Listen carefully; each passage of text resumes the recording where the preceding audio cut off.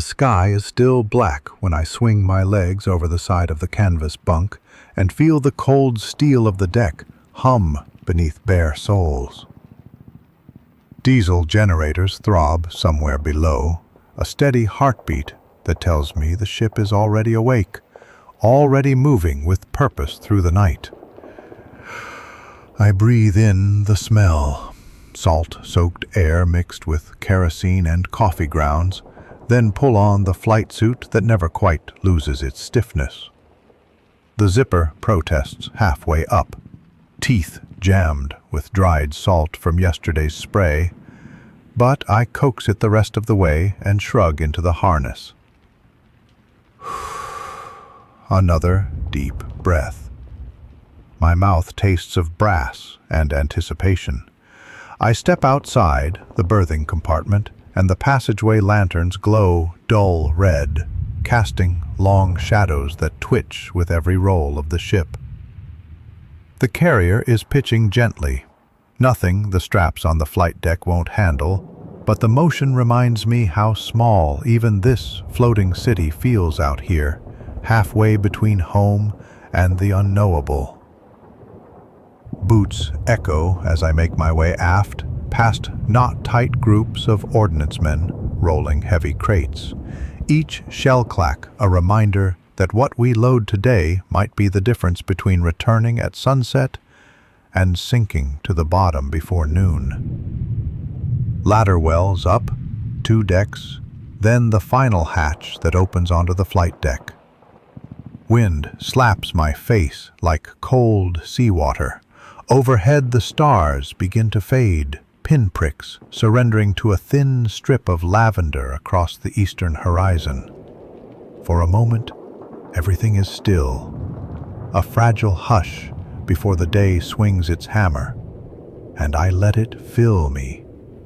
The ocean is a mirror edged with darkness, the kind of emptiness that can swallow whole fleets without leaving a ripple. Somewhere out there, the Japanese carriers are racing toward us under the same dim sky, their pilots checking watches, their crews arming planes that will hunt us in a few short hours.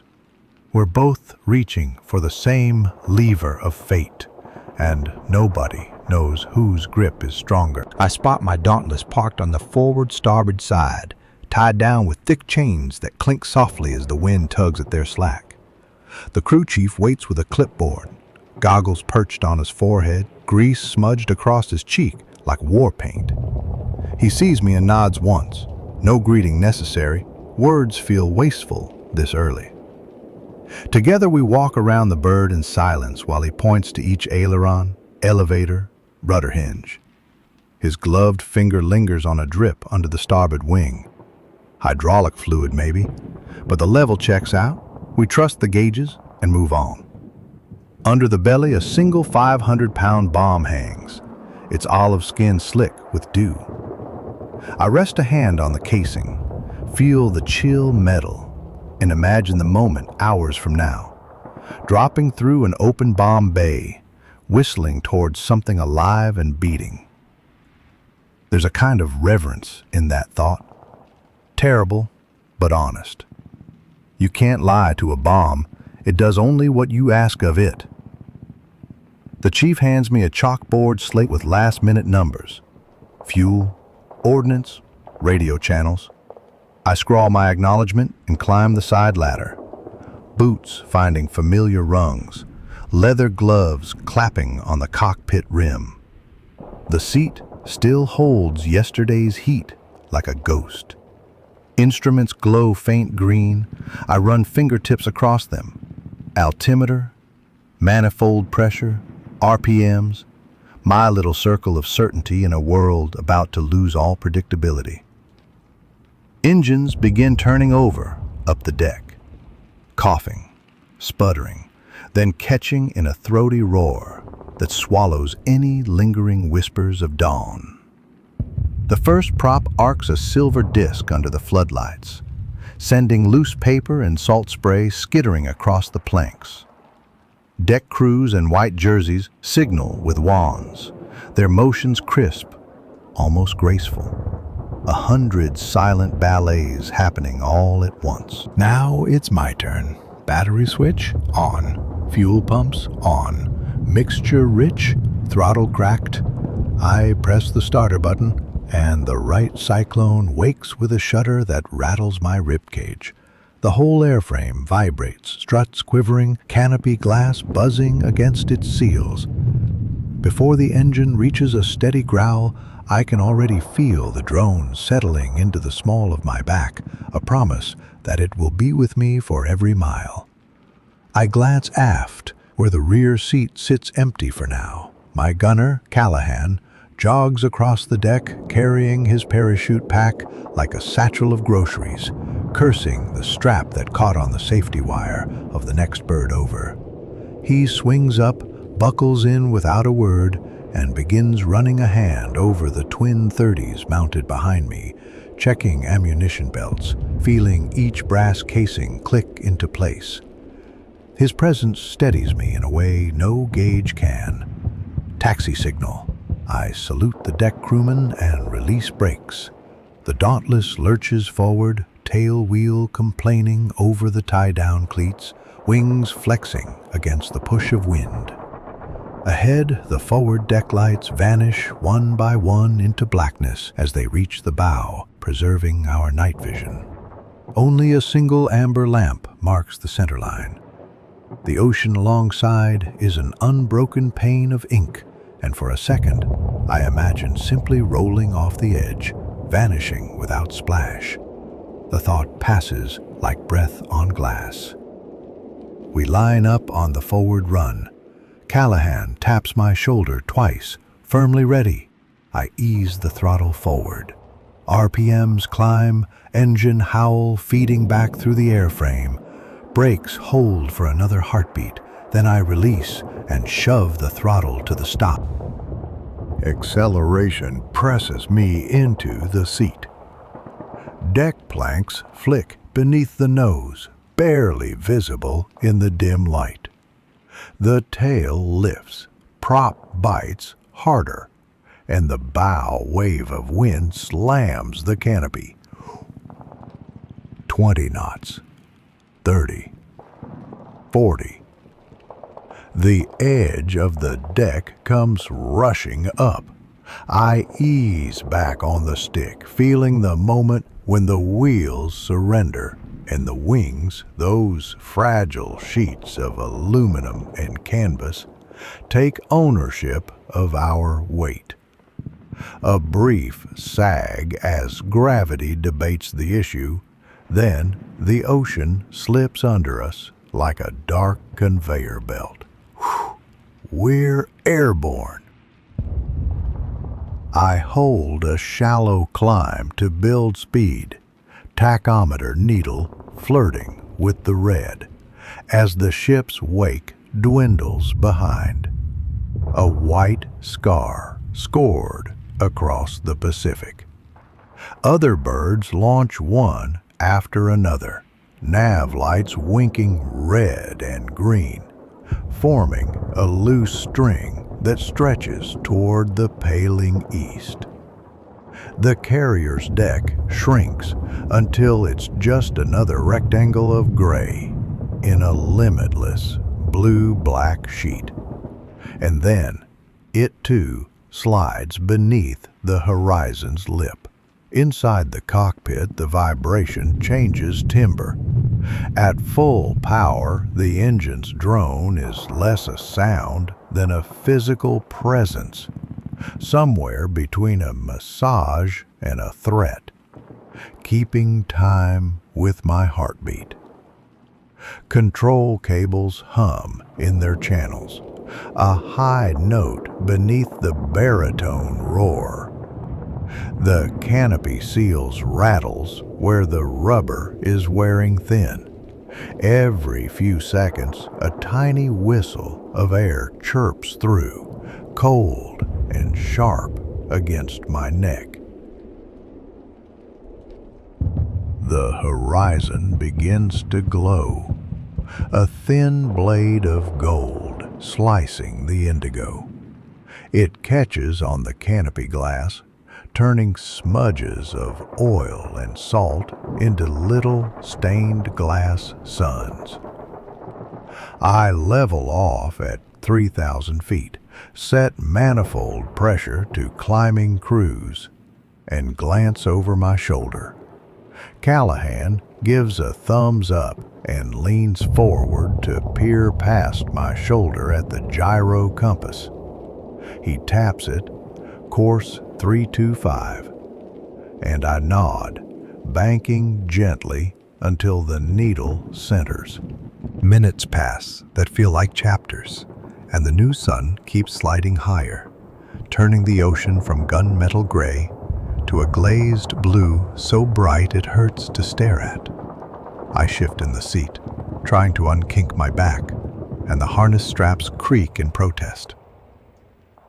Callahan unclips a canteen, tilts it for a sip, then offers it forward. I wave him off. My mouth is dry, but I'll save the water. Superstition more than prudence. I rub a glove across the canopy, smearing away a salty halo of condensation, as if clearing that little arc of glass might somehow clear the horizon beyond. The formation drones on, a moving lattice of faint prop arcs and glimmering wings, each plane keeping its respectful distance, yet locked to the others by invisible threads of trust. Over the interphone, I hear nothing but our shared breathing and the low crackle of static. Radio silence, a blanket heavy enough to muffle thought. I glance down at the map board strapped to my thigh. Plotted waypoints, ETA calculations scribbled in pencil, a tidy geometry that ignores fickle winds and the enemy's own intentions. Somewhere on that grid, two sets of lines are converging, ours and theirs, though neither side can see the intersection yet. An hour since launch. Fuel gauges nudge past 3/4, still comfortable, but every needle's drift reminds me that all freedom is rented. The sun climbs into a bleached sky, now streaked with high cirrus wisps, mares' tails pointing southeast, weather prophets for anyone who has the leisure to care. Today, none of us do. My eyes keep flicking to the mirror mounted above the gun sight. Mostly sky, a sliver of tailplane, and my own reflection. A leather-clad silhouette under a humming halo. Hard to believe that shadow can make decisions life or death enough to redraw maps. Another 40 miles. I lean into a shallow left turn to stay on the planned search leg, rudder pedals rocking under my boots. The big right snarls a half-pitch lower, vibration rippling through propeller blades, then settles again. The constant droning feels almost companionable, an old dog sleeping at your feet, until a cylinder occasionally backfires with a hollow bark that reminds you the beast still has teeth.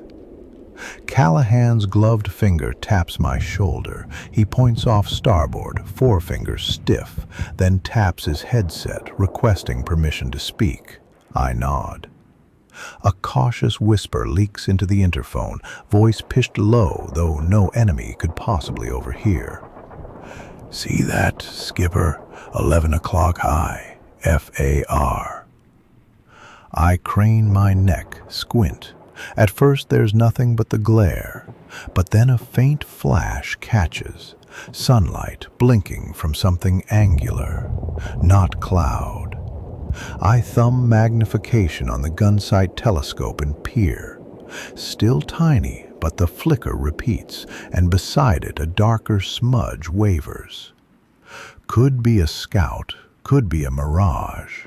I toggle the transmit switch twice in quick stabs, our prearranged signal that I'm checking a contact without breaking silence. Ahead, Jennings and his wingman dip left in unison, acknowledging. The whole 1st Division adjusts course by mere degrees, the 2nd and 3rd rippling the change behind us. Like a school of fish turning on the same shared instinct, the minutes stretch thinner. The flash resolves into two shapes, low silhouettes angling across our track. Even without binoculars, their profile is wrong for American. Tails too sharp, wings too slender. Callahan muttering, "Jake scouts, maybe a Val." I keep my voice level, calmly. Just watch them. If they're scouts, they'll bolt the moment they spot us. If dive bombers, they're headed to finish our carrier. Either way, we can't break formation to chase. Our mission lies farther on. But the shapes slide south, oblivious, vanishing behind the sea's curve as if pulled under. Silence returns, except for the engine drone and a sudden string of heartbeats thudding in my ears. I work the trim tabs a hair, busy hands warding off the creeping thought that in another minute someone on the enemy deck might be looking this exact direction through binoculars, deciding whether our glint is sunlight or wings. The radio springs to jagged life, a burst so abrupt I jerk, knocking a knuckle against the throttle. "Mayday, Mayday, Crusader 1 to all aircraft. Enemy carriers sighted, bearing 085, distance 150, multiple flat tops, accompanied by cruisers heading southeast." The voice fractures into static, then clears for a heartbeat. "Decks loaded with aircraft, looks like strike groups arming." And then it snaps off, either censored by fate or jammed by metal meeting flesh. Every Dauntless in our group shivers, as if the words carried a physical shockwave. Radio silence is over. I click transmit, keep my tone steady. "Crusader 1, this is 6 Leader. Say again, last bearing." Nothing but hiss. The commander's voice breaks in, calm, clipped, instantly authoritative. "All Dauntless, all Wildcats, turn to heading 090. Increase to attack speed, altitude 12,000. We have their location. Time to target 45 minutes. Keep eyes sharp."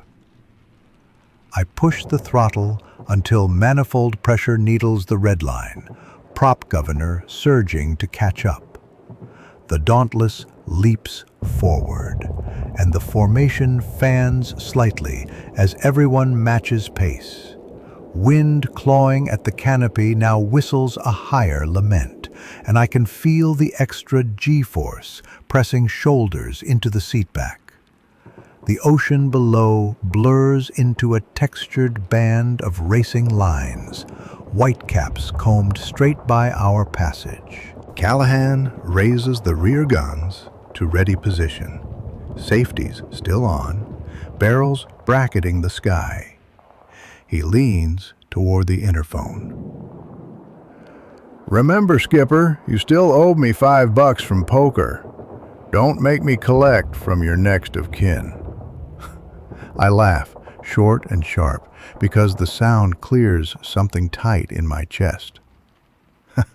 "Win the hand first," I shoot back. The exchange hangs between us, like a talisman, warding off Flak. Cloud cover thickens ahead, low cotton tufts sprawling at 8,000 feet. Sunlight carves tunnels through them, shafts that paint the water in rotating spotlights. Perfect for hiding planes, ours and theirs. I ease the stick, sliding into a shallow descent to stay below the base, trading vantage for concealment. Spray from the wingtips kicks vapor tails that snap away in the slipstream. A new voice on the radio now, scout plane, voice crackling like foil. Eyes on enemy main body, grid reference 352. Urgent. 4 carriers confirmed. Emphatic repeat. 4. Estimated 20 escort. Combat air patrol zeros overhead. Bearing 087. Speed 25 knots. The pilot's breathing is fast, but the words come measured. Each detail hammered home like nails in plywood. My pulse skips. 4 carriers. Akagi, Kaga, Soryu, Hiryu. The same names everyone whispered in wardroom briefings. The ones that ravaged Pearl 6 months ago. They finally stepped into a ring we can reach. Commander again, commanding. All Dauntless, commence climb to 14,000. Prepare to attack inline section. Push over on my mark. That's higher than we usually dive from, but a taller ladder gives gravity more rungs to yank the bomb true. I pull back gently, and the horizon sinks until only sky fills the windscreen. Airspeed bleeds, engine groans, but the climb holds. At 11,000, the first puffs of flak sprout off port, distant flowering blobs like dirty cotton. They're firing at our scouts, not us, yet the sight jolts reality into sharper focus. Tiny black petals that, if guessed right, blossom into iron and splinters big enough to peel wings like fruit skin. I watch them burst, counting beats between flash and sound, judging altitude. Too low. I keep climbing. The sun now glints off something vast on the horizon. Flat rectangles that wink gold, then crimson, then white, flickering as the decks tilt and swell. Carriers for certain, their silhouettes unmistakable. Even from miles out I sense their size, floating fortresses bigger than any town I called home. Wisps of smoke coil from stacks, pure gray drifting into the blue. Closer still, and I can just make out specks popping from decks. Fighters clawing up, forming defense. I key the mic, slow and firm. Firm. Enemy fleet in sight. Commence attack run parameters. No flourish, no hero's shout. The words feel like turning a switch. Callahan's breathing sharpens. I see Jennings pull into position off the port quarter, his Dauntless almost wingtip to wingtip. I know without looking that every pilot has tightened lap belts, snapped chin straps, checked bomb arming wires twice.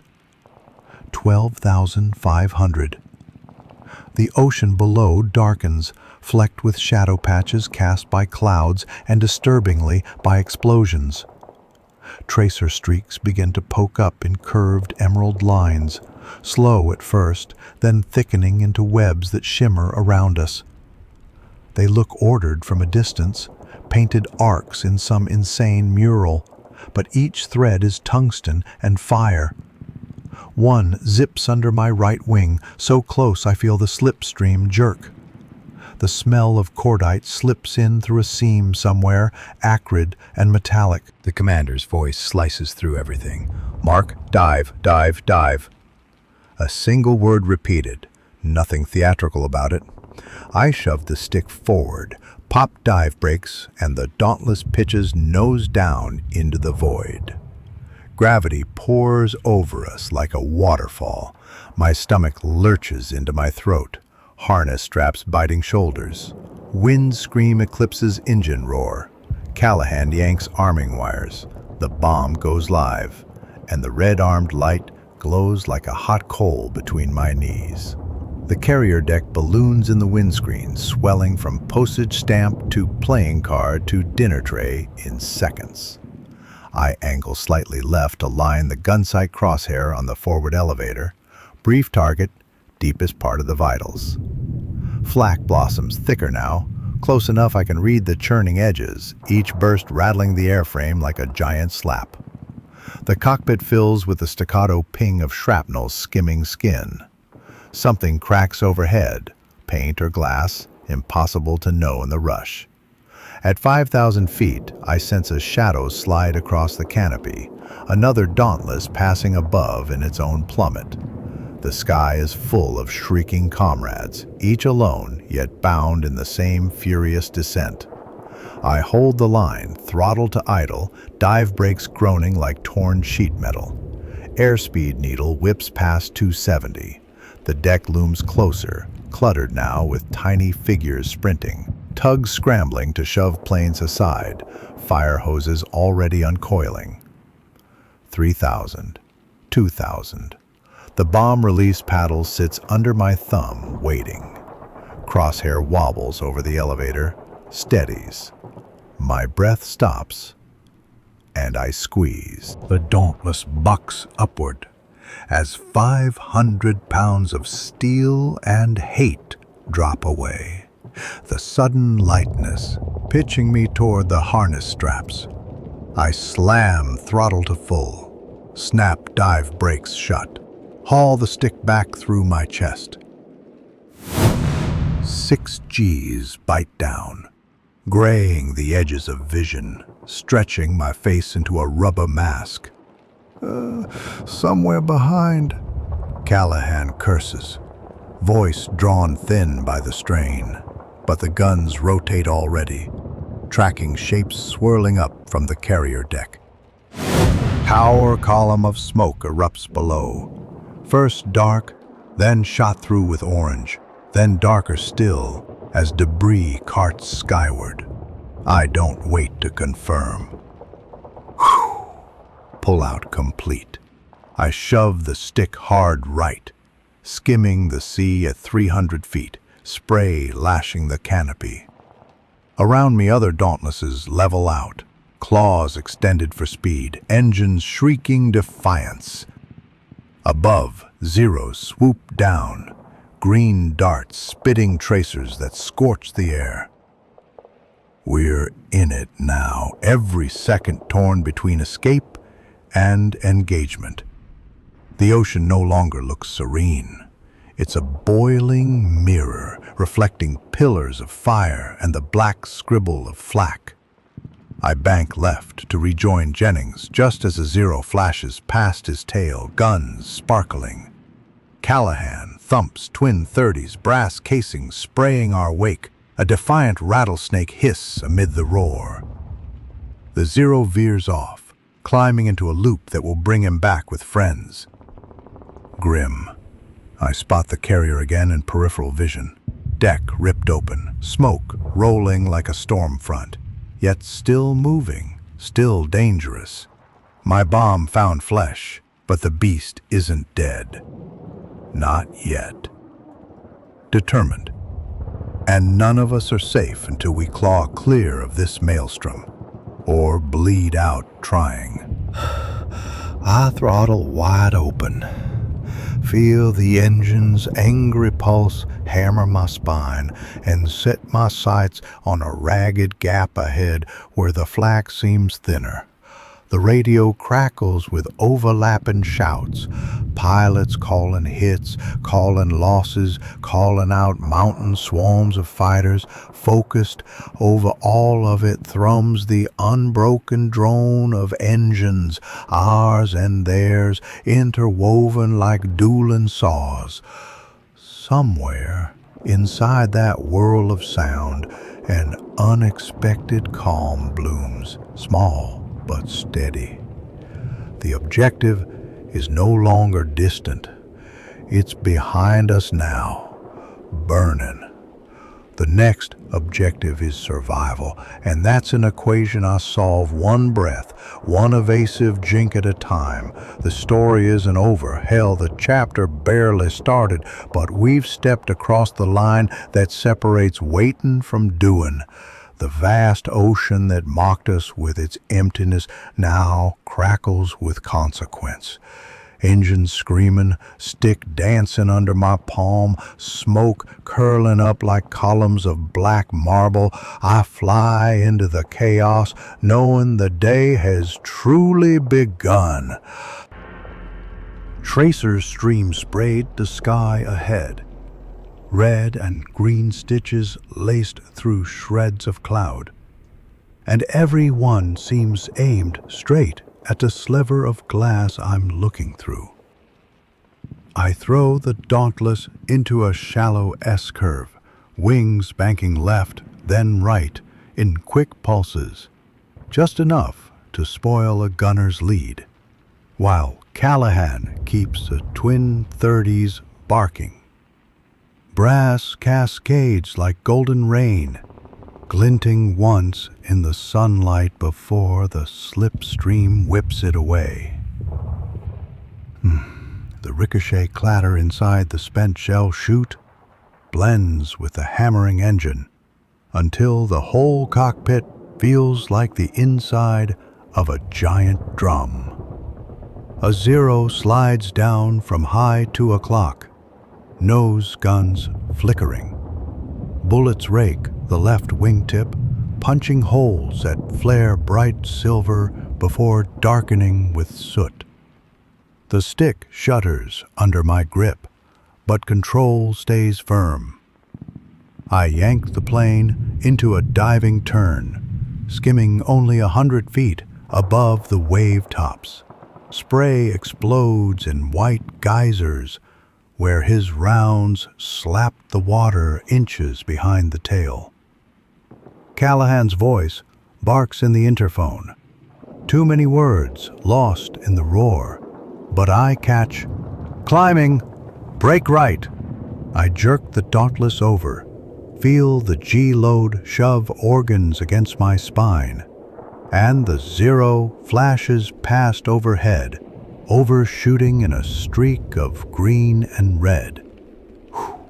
I haul back on the stick, climbing through the Zero's wake. Salt spray still patters the belly armor like buckshot. My heart's hammering so hard, the leather of the flight suit seems to pulse with it. Above, 2 Wildcats tumble into the furball, guns blazing. One latches onto the Zero that tried to saw us in half, stitching its fuselage until flame spits from the cowl. The fighter spirals downward, a comet with a smoking tail, vanishing in steam as it hits the waves. No time to celebrate. I level out and scan for Jennings.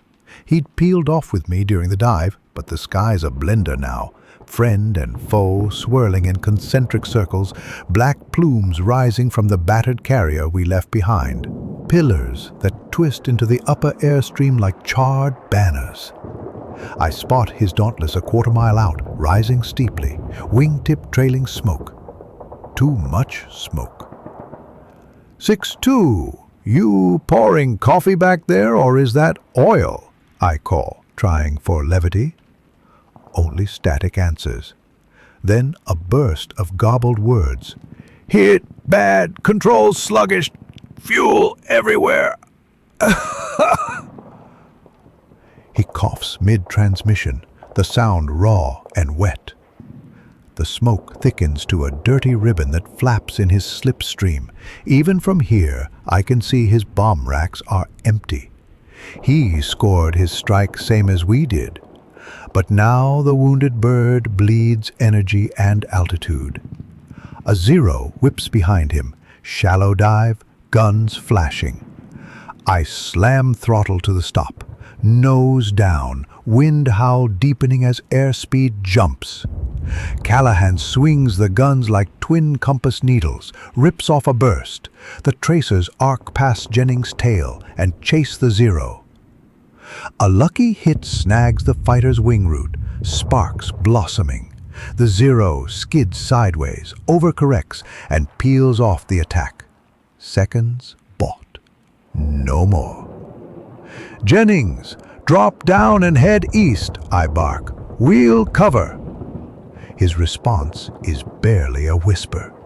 Rudder stiff, fuel pressure falling. Might not make it. His Dauntless sags lower, skimming wave crests, smoke funneling. The ocean looks calmer than the sky, but it's colder than a banker's handshake and twice as unforgiving. If he ditches, rescue will be dice tosses and prayers. Another 0, nose bright with muzzle flashes, angles in from above. I pull hard vertical, rolling underneath his pass, and Callahan lays out a curtain of tracers that forces the fighter wide. But for every attacker we shoo off, 2 more slip into the vacuum. Their engines scream a higher pitch than ours, a waspish wail you feel in your teeth. They're faster, more agile. All we have is armor, rear guns, and the stubborn courage to aim 8 tons of bomber through an air the enemy thinks is his alone.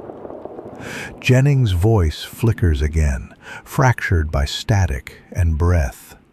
Strained voice. Losing oil, gauges dead. Tell my wife. Then nothing. I see the Dauntless's prop feather, blades biting at nothing. The plane noses down, shallow but steady, like a man kneeling against his will. I want to scream at him to pull up, to try anything, but the radio stays mute. A line of white foams off the starboard float as he skims a wave. Then the left wing dips, just a touch, but enough. The wingtip clips the water, buckles, and the whole aircraft cartwheels. One heartbeat, there's a bomber. The next, a fountain of wreckage and spray. I taste copper, realize I bit my lip hard enough to bleed. The ocean swallows Jennings without ceremony. No orange bubble of life raft, no figure climbing free.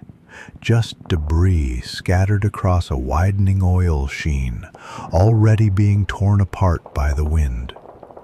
Callahan's voice cracks. Jesus, he was gonna be best man at my wedding. I can't answer. Words feel useless in a sky where anyone can vanish between syllables. I pinch the microphone switch, but only breathe into it. Then release. Smoke from the burning carrier roils thicker, masking chunks of sky. Turbulence claws at the wings as I slice through. The air smells of scorched rubber, burnt cordite, and something sweeter. Maybe bunker fuel cooking off. Flames leap and gutter below, painting the cockpit in flickering oranges that make the gauges look like they're on fire too. A pair of zeros dive out of the sun, crossing our tail like scissors. Callahan swings the guns, but they're gone before he can draw a bead. Bullets crack the canopy glass on my right. Spiderweb lines racing outward. One shard nicks my cheek. It stings. Warm trickle, but skin wounds are luxuries I'm still flying. I bank hard left, try to keep the attackers in sight. Another Wildcat slashes in, chewing into 1-0's fuselage until it sheds panels like confetti. But the second fighter loops around, persistent. Sudden jolt, tail control feels sloppy. I glance back. The starboard elevator's trailing edge is ragged. Chunks missing where cannon shells shredded fabric and ribs. The Dauntless answers the stick now with a sluggish nod, like an old horse. I compensate with trim and throttle, coaxing her along. The commander's voice crackles, urgent but composed. All strike aircraft, rally on Beacon Fox. Repeat, rally on Fox, 50 miles east of enemy fleet.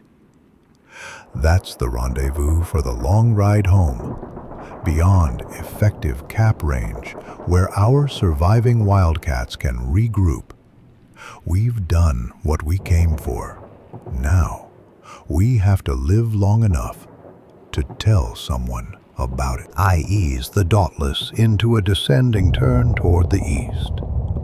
The engine note warbles, manifold pressure dropping.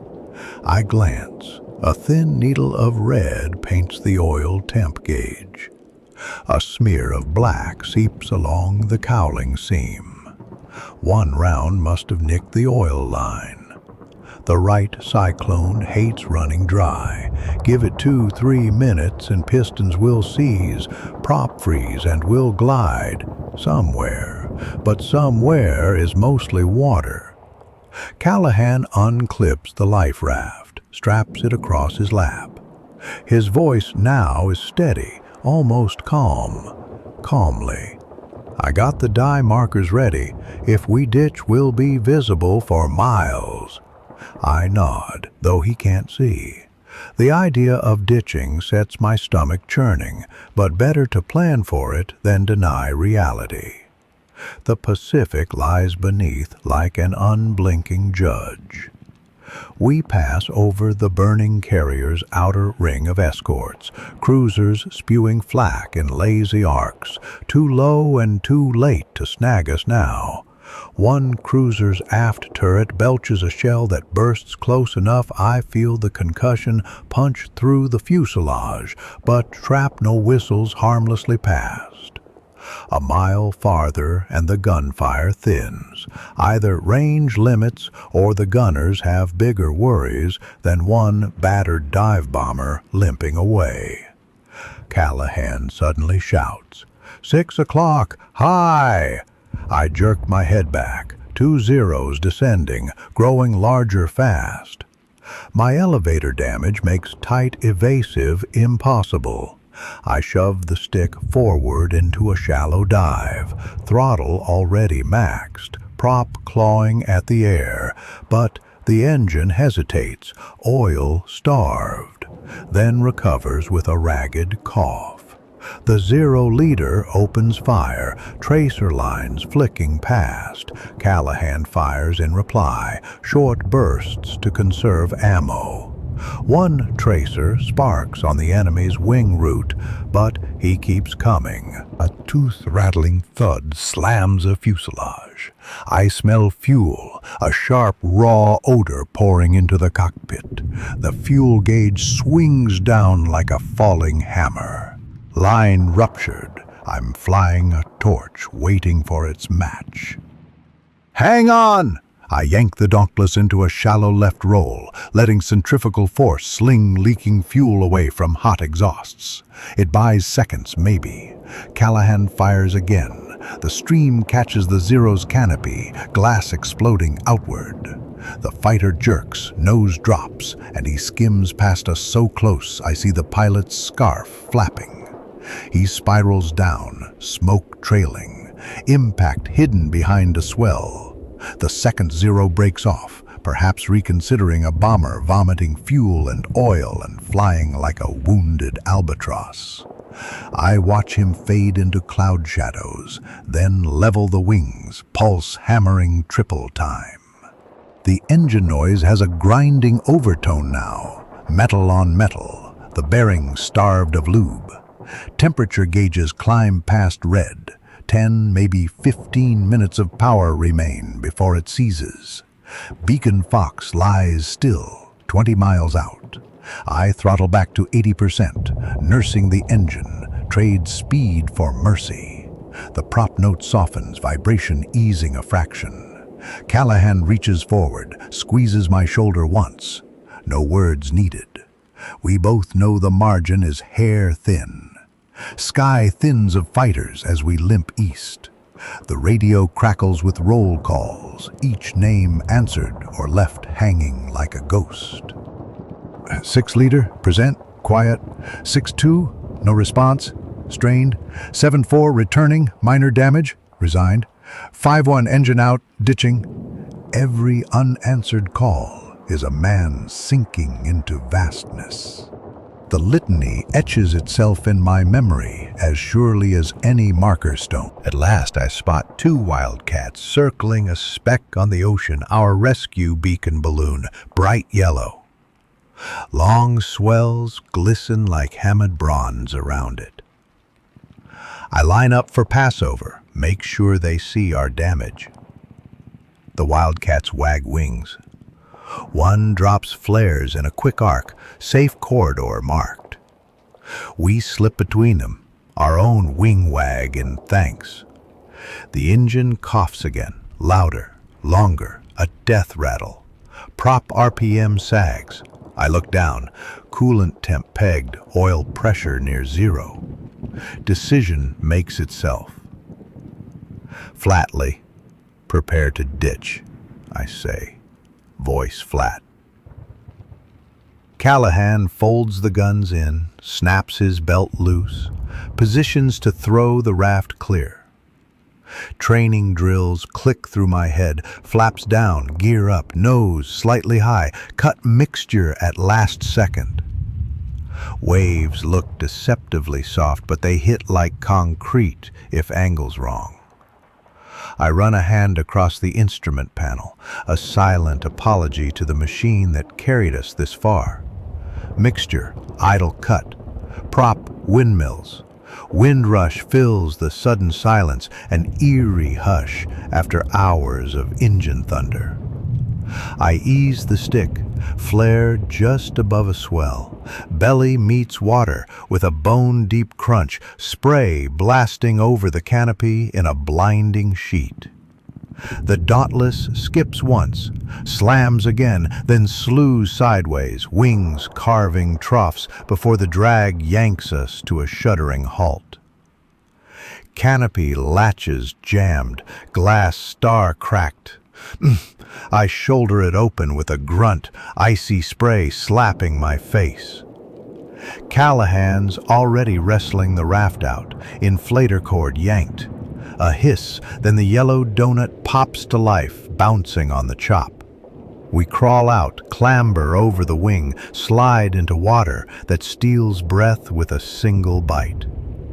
I shove Callahan toward the raft, follow, limbs numb but moving. We scramble aboard, breath ragged, watch the Dauntless settle nose first, tail rising like a farewell salute before it slides under. Bubbles break the surface for a moment, then nothing but ripples smoothing out. She's gone.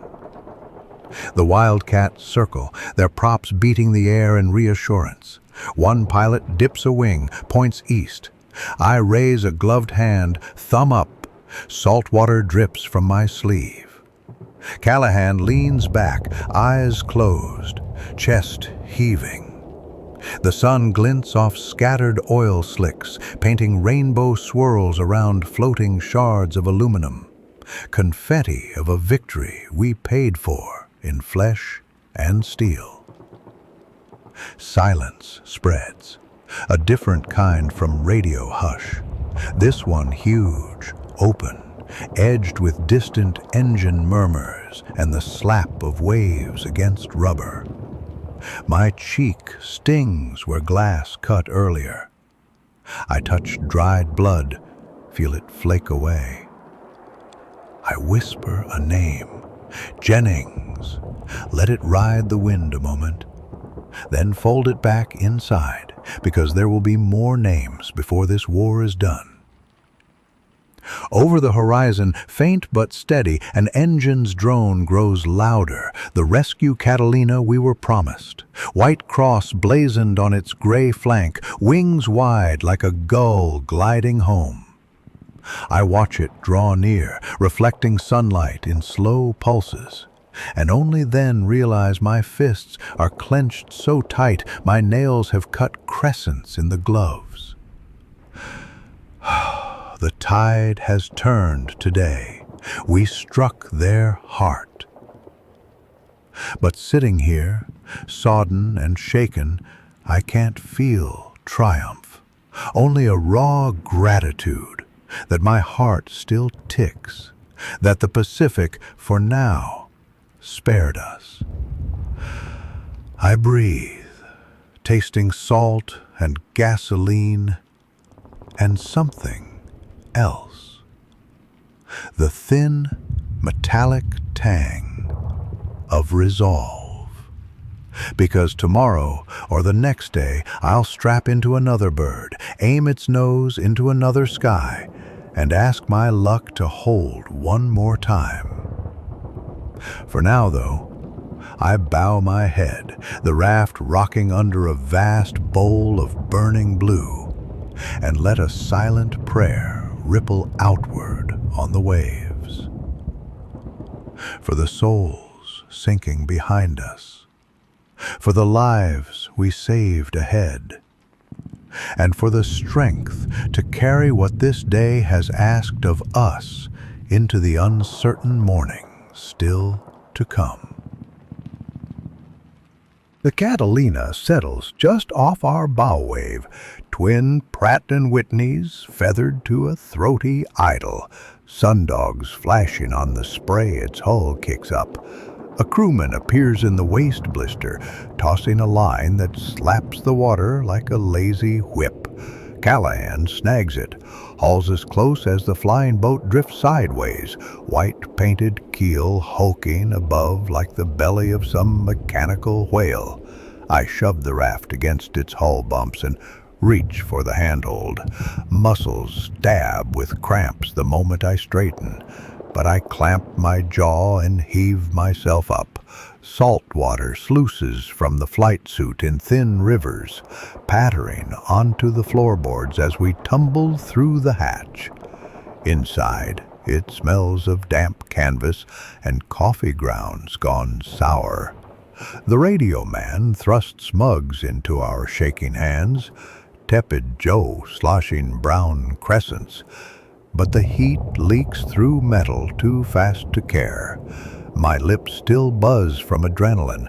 The mug rattles as I sip, lukewarm bitterness grounding me more than any morphine shot could.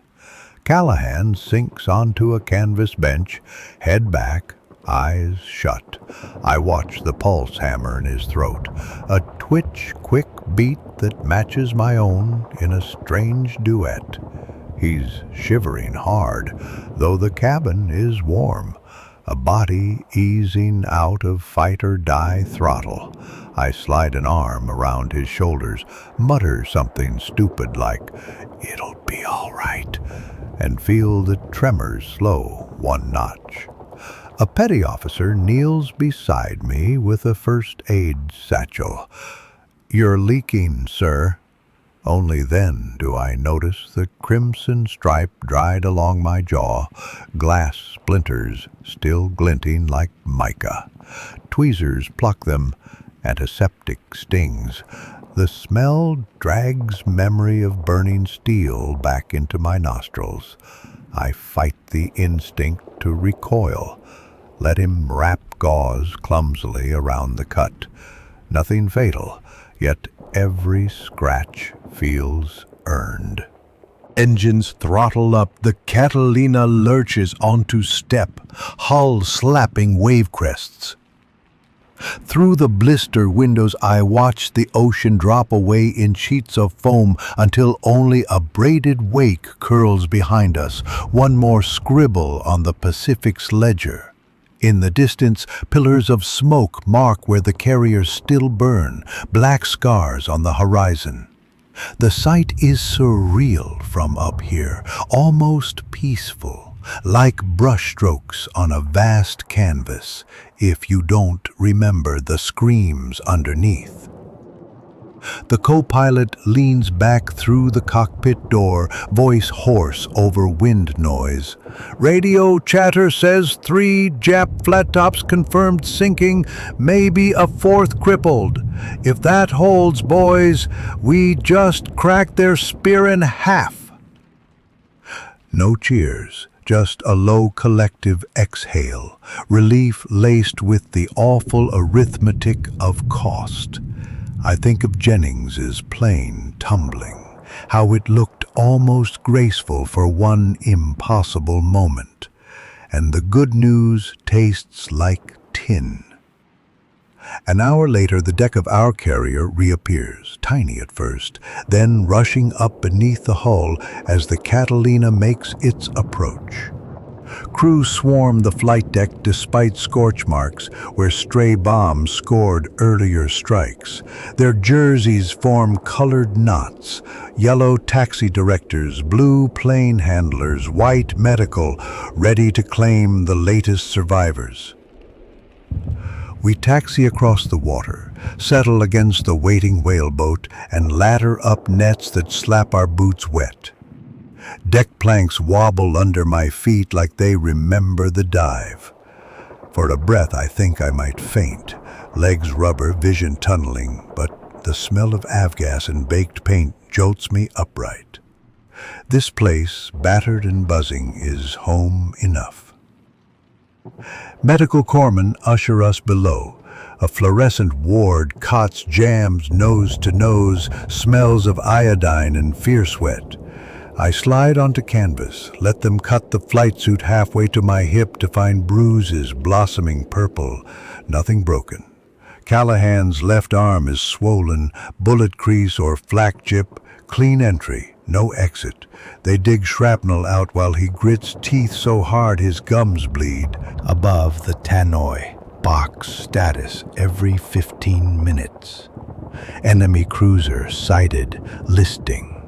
Friendly destroyer rescuing downed pilots at grid coordinates I can barely visualize in my haze. Each report slams into the ward like a wave. Cheers ripple, then quiet falls as someone else on a cot coughs up seawater, or worse. Victory and cost, walking hand in hand down the aisle. After they stitch me, wrap Callahan's arm, dose us with sulfa, we're cleared to berthing. Crewmen help us hobble up, but I wave them off near the hatch, need to feel deck vibration under my own steps. Callahan trails behind, sling awkward across his chest, yet his grin creeps back, joking. Next time, he rasps, I'm volunteering for kitchen patrol, safer peeling spuds than peeling zeros off your 6. Exhausted, I try to laugh. It comes out ragged, half choke, half relief. Our bunks still sway with the same rhythm as dawn, but somehow the metal feels warmer beneath tired muscles. I sink onto the mattress, flight helmet clutched between both hands like a relic. For a long while, I just stare at the leather scuffs, wondering if I'll ever clean the salt crust from the seams, or if I should leave it a monument to the morning. My eyelids crash down without permission, dreams sparking like faulty wiring, wings folding in flame, ocean yawning huge, Jennings waving from a raft that isn't there. A messenger shakes me awake after what feels like seconds but must be hours. Abruptly, briefing in 20. Hoarsely, I haul myself up, throat raw and limp toward the ready room. The air smells of chalk dust and stale cigarettes, boards already crammed with fresh grease pencil scribbles. Enemy course estimates, cap rotation schedules, fuel states. Our squadron roster shows thick black lines through names that were voices in my headset before noon. Somberly, I trace one finger over Jennings. It smears the chalk slightly, like water on paper. The skipper strides in, eyes rimmed red, jaw set like steel plate. He speaks low, every syllable carrying weight.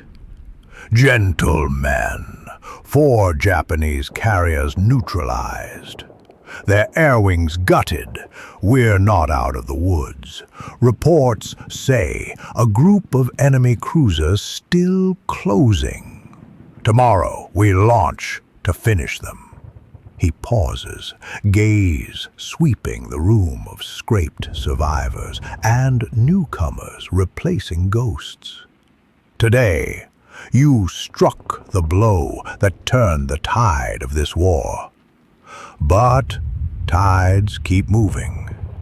Wear that truth and be ready. Dismissed, I linger at the map table.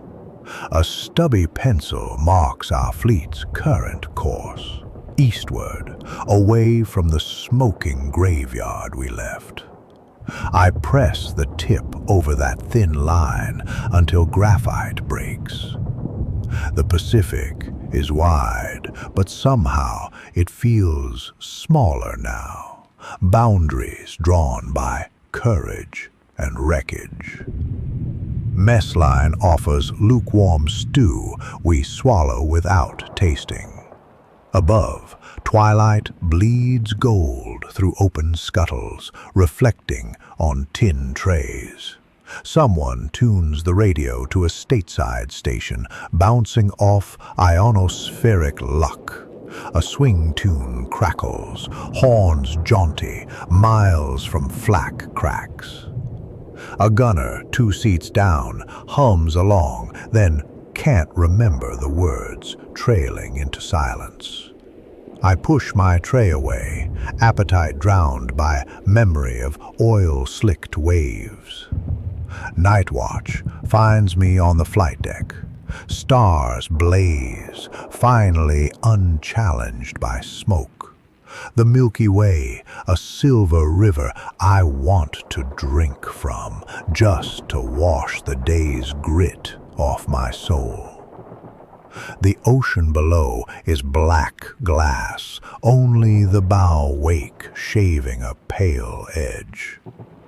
I kneel by the safety net, let the wind peel sweat from my neck, and think about the men still out there in rafts, clinging to planks, whispering the same prayers.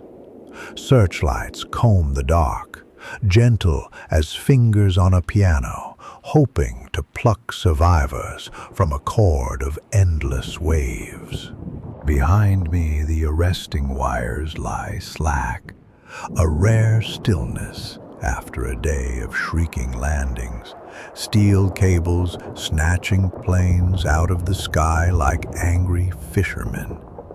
I run a hand along one, feel grease paste and the faint warmth of friction not yet cooled. This wire saved pilots who touched down too fast, wheels skidding on fuel-slick boards. It's a lifeline. So are we, each to the other. Somewhere below decks, the chaplain holds a brief service. I can't make myself go, too many faces in my head already. But the murmur reaches me anyway, carried up ladders and vents. Verses rise and fade between engine thuds like fragile kites. I bow my head, try to offer up names, but they jam in my throat. In the end, I whisper only a single word. Thanks. Thanks for Callahan, breathing beside me in that raft. Thanks for the bomb that flew straight, for the engine that lasted 1 mile longer than its oil, for the hands that hauled us aboard. A short prayer, but it fills the night. Midnight. I still haven't moved when the skipper's shadow appears, cigarette ember glowing like a coal in his fingers. He says nothing, just stands, eyes on the constellation of flares, still winking where destroyers search. After a long pause, he speaks, voice gravel soft. Hell of a thing, turning a tide. Takes water from both sides. I nod. Words aren't required. He flicks the cigarette overboard. The ember arcs, hisses out in the dark. Get some rack time, Lieutenant. Dawn's coming again. He strides off, leaving only smoke ghosts curling away. I stay a minute more, memorizing the starfield because tomorrow clouds might smother it. Or smoke, or thoughtful, worse. Then I rise, joints popping, and head below, footsteps light despite the ache. In the passageway, I catch my reflection in an oval brass gauge, face half swathed in bandage, eyes rimmed with salt. I barely recognize the man staring back. But I salute him anyway, a private acknowledgement that we're still standing. In the bunk, I slide earphones over aching temples, tune the ship's circuit that pipes engine hum and propeller clatter recorded earlier, white noise pilots use to sleep. Funny how the very sound that tried to kill me now lulls me toward dreams. I close my eyes, see sunlight flashing on a falling bomb, wings diving through smoke, waves cupping a sinking fuselage. The images blur, soften, then drift away with a steady drone. Sleepy somewhere beyond the hull plates, seawater thumps gentle rhythms, and the Pacific begins to write a new chapter in the dark. Hopeful, one where momentum flows the other direction. Tomorrow we'll add lines to it, inked in exhaust trails and tracer arcs, and maybe, just maybe, fewer black marks will slash through names on the board. Pensive, for now, in the hush between battles, I breathe deep. Let the ship's heartbeat sync with mine and slip under. The brief mercy of sleep riding on the promise that when dawn cracks open again, we'll face it together. Hands steady, eyes wide, ready to keep turning the tide until there's no weight left to shift. Calmly.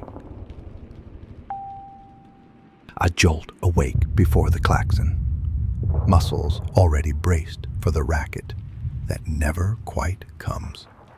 For a moment, I forget where I am. Only the sour itch of bandage tape and the smell of paint thinner tell me I'm back in the bunk, not rolling across black waves in a flimsy raft. The red nightlights tint everything the color of dried blood. I dress by touch, wincing when the flight suit brushes the fresh sutures on my cheek, then head for the galley in search of something hotter than last night's fear. The coffee turns out to be mud so thick it might stand a spoon, but I cradle the mug anyway. Steam curls under my bandage, stinging the cut awake. Callahan slips in beside me, sling on, arm wrapped tight but moving. He raises his cup in silent toast, eyes rimmed pink yet shining. Sleep didn't find him either. We don't linger. The tannoy barks for the ready room and the entire ship seems to stiffen like lungs drawing a collective breath before a plunge. Briefing walls glitter with fresh chalk diagrams. Overnight scouts tracked 2 enemy cruisers and a destroyer retreating west. Decks scarred, anti-aircraft still vicious. Our task force intends to finish the job before they limp into range of their land-based cover. The skipper's voice is sandpaper when he delivers assignments. No swagger now, just the blunt arithmetic of targets and fuel loads. Names of yesterday's dead have already been erased from the roster grids, repainted with new call signs assigned to replacement crews flown in during the night. I spot a blank line where Jennings used to be. The absence feels louder than any reprimand. Afterward, we move down to the hangar deck. My replacement bird sits under floodlights, a Dauntless, fresh from maintenance pool, fuselage still gleaming with factory lacquer. Someone has stenciled a single white bomb on the cowl, a quick nod to yesterday's kill. I run a palm over the nose art. Nothing fancy, just a pin-up's winking eye and the name Second Wind. Seems someone has a sense of humor. Callahan laughs once, low, then starts his walk around, tapping rivets like a doctor testing reflexes. With sunrise barely a promise beyond the horizon, we taxi forward. The deck is busy but subdued. Engines sputter to life in sequence, crews shouting over the rising thunder, ordnance trolleys rattling as they trail sparks off metal seams, the smell of fresh bombs, nose caps painted buttercup yellow, mingles with spilled hydraulic oil and damp wood. My stomach knots, half hunger, half dread. I glance at Callahan through the mirror. He answers with a thumbs up, so casual it looks rehearsed. Maybe it is. Launch signal. The deck crew drops trucks. I salute, shove throttle forward. The engine's vibration climbs my spine and sets my teeth humming. Wind explodes over the canopy. Tail lifts, wheels drum across planks, then we lift free, the carrier tilting away under the star's first rim of orange. Sky ahead is streaked with pink tracer clouds, harmless reflections, but they make my pulse jump until brain confirms only sunrise. We rendezvous at 10,000 feet, 9 Dauntlesses and 8 Wildcats shepherding us. The Pacific stretches like wrinkled blue tinfoil dotted by smoke smudges, proof the night didn't heal what yesterday broke. I settle on course 315, trim the plane, and let the drone settle into a steady backbeat. Cold air pours through the cockpit vents. It tastes metallic, as if the very sky has memories of yesterday's shell fragments. Thoughtful. An hour out, the first radio call crackles through. Surface contact. Our escorts nose down toward reported coordinates, but the skipper orders dive bombers to hold altitude. Our bombs are the punctuation, the Wildcats only commas in the sentence about to be written. I scan the ocean until eyes ache. Then, suddenly, surprised there. 3 specks etched on the horizon. Bows knifing through whitecaps, smoke banners trailing pale against periwinkle sky. Even from distance, the cruisers look wounded, listing just enough to reveal rust-red bellies. But their gun turrets still pan like blinking eyes, and the destroyer zigzags around them, laying ragged curtains of gray smoke. We climb to 14,000 for the attack run. Shivering cold bites fingers through flight gloves, and my breath fogs the gunsight glass until I wipe it clear with a thumb smeared in engine grease. The formation tightens. 3 sections of 3 line astern, each bomb set with a 150 millisecond delay fuse to punch deep before blooming. Radio discipline returns. Nothing but the commander's calm cadence counting down distances. Flak wakes at 9,000. Puffs sprout, black and angry, peppering sky with shards that clang off the wings in cruel little kisses. Her second wind trembles, but holds. I keep breathing through clenched teeth. Pinch the stick trigger guard just to feel metal under leather. At 6,000, the sky feels crowded. Wildcats strafing, tracers weaving, flak mushrooms stacking. Like a black staircase, we descend face first. Urgent mark! Dive! I pop the dive brakes. The plane tilts past 45 degrees, engine howling into a screech that builds until ears buzz. Gravity's fist jams my stomach against the belt as water swells in the windscreen, the nearest cruiser's deck growing from pencil line to playing field.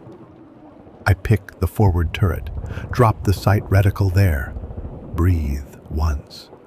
Flak bursts bloom right off the nose, a black flower that blots daylight. Shrapnel skitters across the canopy like hail. Callahan yanks the arming wire at 2,000 feet. Bomb goes live. The cruiser's deck flashes with muzzle blasts, inches beneath crosshairs. 1,000. 900. Cut, release. I punch the button, and the bomb leaps, vanishing in prop wash. Pull out yanks the horizon upward. G-forces gray the edges of vision. I grunt into the mask, fighting tunnel black. Dive brakes snap closed, throttle rammed forward. The engine coughs, then catches. Raw power shoving us past the cruiser's masts at mast height. An instant later, a soundless flash blooms below. Then, the shockwave slams the tail, tossing us up like a leaf. I steal a glance. Water geyser 30 stories high, orange at its base, hull plating peeling like rind. The cruiser lists harder, smoke pouring from the wound, but anti-aircraft still reaches for us. Tracer streams lash our climb, one slug chewing a neat hole through the starboard flap. A wildcat zooms past overhead, guns chattering, clipping a flak tub that erupts in sparks. I swing into a weaving low-altitude run, skimming wave tops toward open sea. Callahan's guns rattle intermittent bursts, discouraging a Zero that dropped out of cloud cover, desperate for revenge. The fighter's shots slice through our left aileron but miss anything vital. He pulls vertical, engine screaming borrowed life, then vanishes behind his own contrail as 2 wildcats latch on. Adrenaline leaves an iron taste as we clear the outer edge of fire. Radio blares overlapping voices, targets burning, munitions cooking off, one Dauntless missing its tail section, pilot able to bail out. I look back. Parachute canopy blooms white against black smoke, tiny silver fish of flak popping all around. I mutter a blessing no chaplain taught me, then bank east toward recovery vector. Second wind shudders, engine rougher now, temperature climbing. I throttle back a hair. Oil pressure dips, but stabilizes. Callahan pats the cowling like a nervous groom calming his horse. We join the escape formation, 6 bombers left, 2 limping worse than us. Oh, figures. Some rides always end on 3 cylinders and a prayer. Homeward miles drag long. The carrier's deck appears finally, dark planks dotted by signal flags snapping like tongue tips in stiff breeze. I circle into pattern. Test flaps, still there. Gear lever drops, the reassuring lump as the wheels lock. Norris in the LSO paddles us in, yellow shirt flicking motions that align our approach. Downdraft rocks us, arresting wire glints, then a jolt as the hook catches number 2 cable. A screech, a spine-bending snap. Stop. Engines idle, canopy slides, Gulf Stream of salty air floods the cockpit. I sit a second, letting heartbeats catch audit. Deck crew swarm, unhook us, taxi out of the landing path. I kill the mags. Engine ticks down, rattles into silence, a sound more profound than any hymn. My hands shake as I pull off gloves, reveal knuckles white against grease. Callahan climbs out stiffly, sling resecured, grin cracked like dried paint but alive. Below deck's chaos has softened into choreographed urgency. Ordnance crews tally loads. Medics triage new wounds. Clipboard men fret over fuel receipts. I file our strike report, handwriting cramped but legible enough for the intel boys. 1 cruiser, probable sinking, direct hit, forward magazine, I note. Then scrawl, Dauntless B-13, damaged but serviceable, because second wind deserves her own line in history's log. Eventually, they herd us to the wardroom for a meal better than we deserve. Powdered eggs, Spam, fried crisp, bread that tastes of steam table steel. We trade glances, forks pausing whenever someone new limps in, eyes scanning the tables for faces that may never reappear. The empty chairs speak louder than the engines ever did. Later I find myself on the fantail, arms draped across cold railing. Afternoon light glints on metal shards embedded in my ruined aileron, souvenirs of some gunner's near miss. The sea behind us is littered with oil streaks and drifting ashes that once were ships. Each wake ripple rearranges them into patterns no human will ever decode. Somewhere forward of us, in a chart room glowing red and gold, officers are already plotting the next move, the next turning.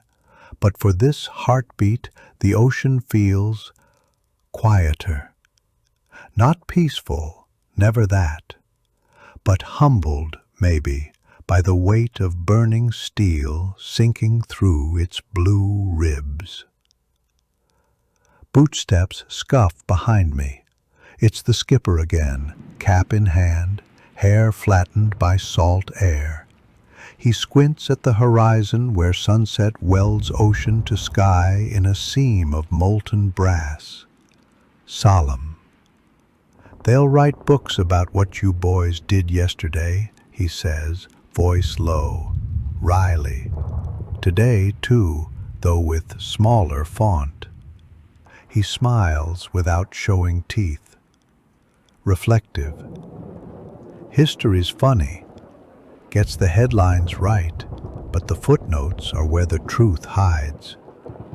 I can only nod. The bandage on my cheek flaps in wind. He eyes it, but says nothing more. Night creeps in on a surge of cooler air. The scent of diesel exhaust mingles with frying onions from the galley. An oddly comforting perfume. Down on the hangar deck, mechanics curse at stripped bolts. Torches hiss. Engines cough awake for tests. Sounds of survival in a language of metal. I watch sparks shower off a prop spinner, each spark a tiny life, flaring bright before winking out. We are sparks too, I think. Brief, fierce, praying the arc we draw leaves enough light behind to matter. Callahan finds me again, drapes a blanket over his shoulders like a cape. He stares at the same sparks, then speaks around a lopsided grin. You still owe me that $5, Skipper. His voice is rough but steady. I laugh, truly laugh this time, because it feels like proof we're still human after everything. I pretend to pat pockets, come up empty. Put it on my tab, I tell him. He nods, satisfied, as though credit is eternal. The stars ignite overhead one by one. Tonight they shine sharper, maybe because the air has finally burned clean of smoke, or maybe because our eyes have learned how to pierce the dark. Somewhere in their silent patterns, I try to trace a line leading home. But all I see are endless crisscross tracks, paths of planes, shells, prayers, spiraling upward. Above them, higher still, rests a quiet no engine can disturb. I close my eyes, breathe long, let the deck's rhythm rock me while the Pacific slips beneath. Tomorrow may demand more blood, more dashed names chalked off blackboards, but right now there is a pause. A single steady heartbeat between tides. I whisper another thank you into the wind. This one not just for survival, but for the strange, stubborn courage that lets us climb back into cockpits even when the sky still smells of burning friends. The wind carries it away, scattering the word into salt and stars.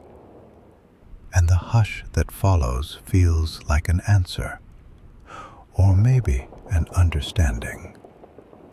Either way, dawn will test the lesson, and when it comes, I'll be waiting, hands steady again, heart patched but beating, eyes fixed on that thin blue line where new light promises both peril and the only kind of peace men like us are ever allowed to keep. Sleep is a coin minted only in slivers now, thin, easily lost.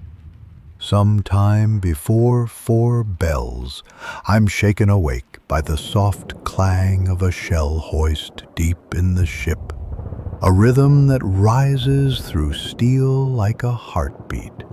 For a moment, I think it's the Catalina's engine again, and my hands claw for non-existent paddles, but the metal ceiling reminds me, still aboard, still upright. I swing down from my bunk, boots barely tied, and step into a corridor that smells of solvent and stale sweat. Someone's humming Blue Moon under their breath, off-key but determined, as if the tune alone can patch the holes in this hull of a world. Galley coffee chases knots from my throat. Callahan's already there, nursing a chipped mug, sling gone altogether now, though his arm moves carefully, slow arcs like he's tuning an antenna no one else can see. We nod, nothing else between us needed after yesterday's rooftop ride across an ocean of tracer. He taps his temple once, meaning questioning, "You good?" I tap back, meaning warily, "Good enough." Thoughtful. Words feel heavy, liable to crack open if handled too early. Briefing at 0430. The ready room hums with low voices, pages turning, pencils scratching. Chalkboards fill with fresh intelligence. The lone surviving Japanese carrier, Hiryu, went down overnight under torpedo bomber hammer blows, but a wolf pack of enemy destroyers and cruisers remains, sullen and dangerous. Worse, submarine sightings dot our plotted path home like thumbtacks on a bad luck map. The Admiral wants a protective umbrella of aircraft aloft dawn to dusk until we're clear. That means combat air patrol rotations, scouting legs, and, if we're unlucky, more strikes on whatever shows teeth. Our assignment isn't glamorous. Sector sweep 200 miles ahead of the task force, eyes peeled for periscopes and stragglers. A milk run compared to diving through Flak, but nobody calls anything milk out here without spitting first. Enemy skippers love soft targets limping away from victory celebrations. My borrowed Dauntless, second wind, sits forward again, patched where Flak scored the flap yesterday, paint lines still glossy like healing scars. Crew chief tells me the right cylinders are within spec, oil line replaced, prop rebalanced. I pat the cow, stay honest, and climb in. Callahan fusses with a new set of twin 30s, old ones bent by seawater, and slaps the ammo box lid shut with a crisp smack that rings like a starter pistol. Takeoff slides under the wheels smoother than yesterday, no crosswind, no deck pitching in swells. We ride the catapult into a sunrise painted molten tangerine. The horizon a razor so bright it erases the line between sea and sky. Level at 8,000, we bank northwest, engine drumming a familiar tattoo. The world below is calm. Sunrise has a way of lying to you like that. 2 hours of empty water lull the nerves until every creek feels like a question.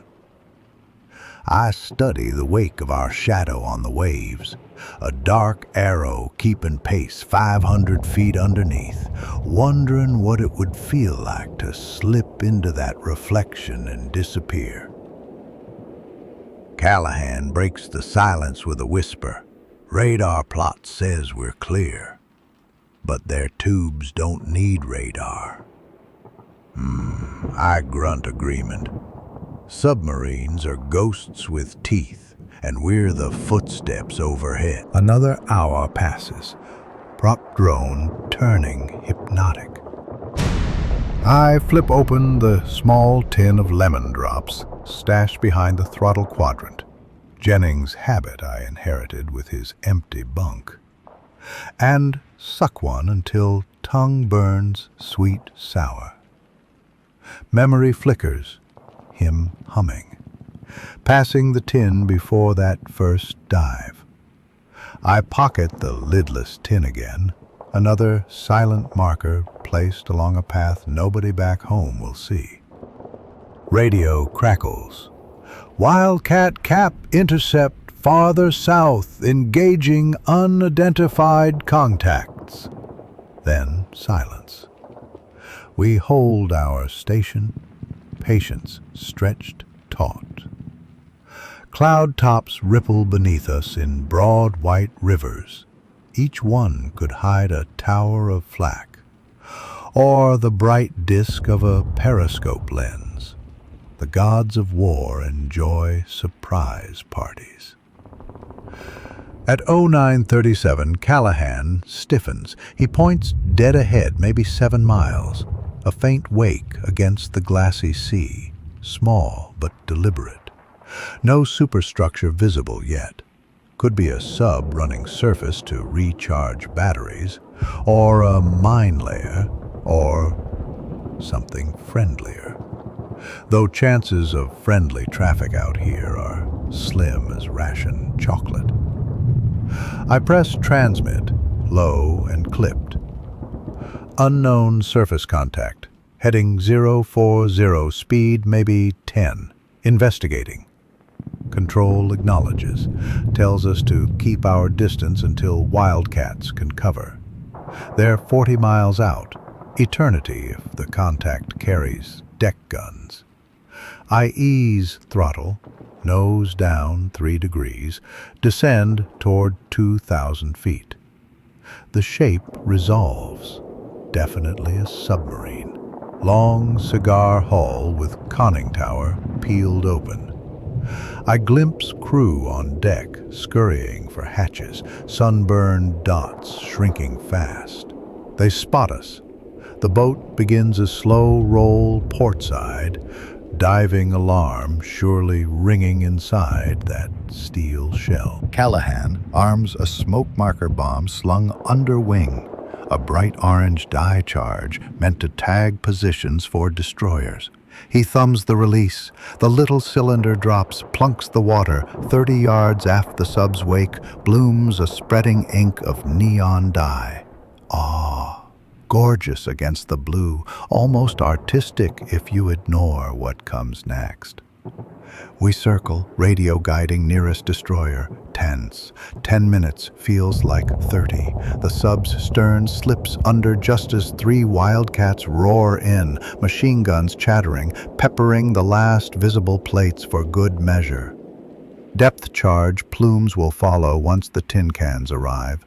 I watch the dye slick swirl, mixing with oil that seeps up like black blood. Thoughtful. A tidy kill if it holds. Somber. But there's no cheering section at 2,000 feet.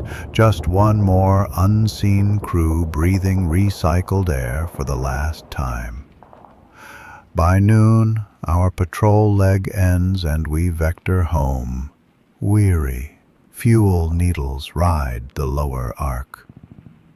The carrier comes into view, a speck that grows into a steel meadow, deck crews already chalking new launch lines. Solemn, every approach now feels like threading a needle sewn to yesterday's ghosts. Anxious, I gauge altitude, line up, pray the prop keeps turning 5 minutes more. Hook grabs 4-wire, we jolt to a stop and the deck officers wave us clear. Whew. Relief. As soon as wheels chalk, a runner appears at the ladder. Resigned. Intelligence debrief in 10. No rest for the flyers. The brass want confirmation of the submarine kill, sketches of hull configuration, any detail that feeds the puzzle.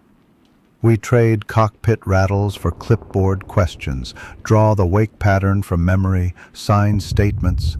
Someone snaps a photograph of dye still staining the sea, tiny black hull silhouettes centered like a fly on a bullseye. Dryly, evidence for the historians. When the paperwork winds down, I drift to the edge of the flight deck. The afternoon sun has that harsh Pacific glare that bleaches every color except rust and red lead paint. A fresh squadron of torpedo bombers lines up for another strike. This time, on retreating cruisers, the scouts relocated. They taxi past, crews massed with grease and determination. I catch a glimpse of a gunner, maybe 19, eyes too wide, and I see my own reflection. 10 months earlier, out of Pensacola. I raise a hand. He nods, thankful for recognition by anyone wearing yesterday's soot. Deck wires thrash as planes leap away, one after another. The air smells of burnt rubber and dope, the sweet lacquer that seals canvas control surfaces. My stomach growls. First sign it remembers life beyond adrenaline. I head for the mess, devour powdered potatoes drowned in brown gravy imitation, mop plate clean with stale bread. Evening finds the ready room dim, blackout curtains drawn while the skipper reviews enemy movement plots. We're ordered to stand down for 6 hours. luxury grade rest, while other air groups carry tonight's burden. That leaves enough time for a shower that scalds salt from skin, a fresh set of dungarees, and a wander topside as sunset unfurls. The horizon is surprisingly clear. No oily pillars, no drifting debris. Only a faint bruised band where smoke still hangs low, 50 miles distant, marking graveyards of steel and bone. Wind carries a colder bite tonight, hinting winter storms farther north, though summer just began. Callahan joins me at the rail again. He fishes a dented harmonica from his pocket, starts a tune soft enough the wind nearly steals it. Something bluesy, slow. I lean back, let the ship's rumble fill my shoes, and watch spray turn gold, then pink, then the color of worn copper before darkness folds it all away. Stars bloom faster than last night, sharp and thick as shattered glass scattered across black velvet. The Big Dipper balances on the horizon, its ladle scooping constellations no Western map knows. I recall Jennings once tracing Orion for a new kid, telling him the belt lined up with Texas if you imagined enough bourbon. That memory lands gentle as contrail ash, brief glow, quick fade. Klaxon breaks the quiet, general quarters drill, not attack. Sirens slice through talk, through harmonica, through thought. We move on instinct now, hatchways, ladders, grabbing helmets as we go. Below, red lights flash, watertight doors thud.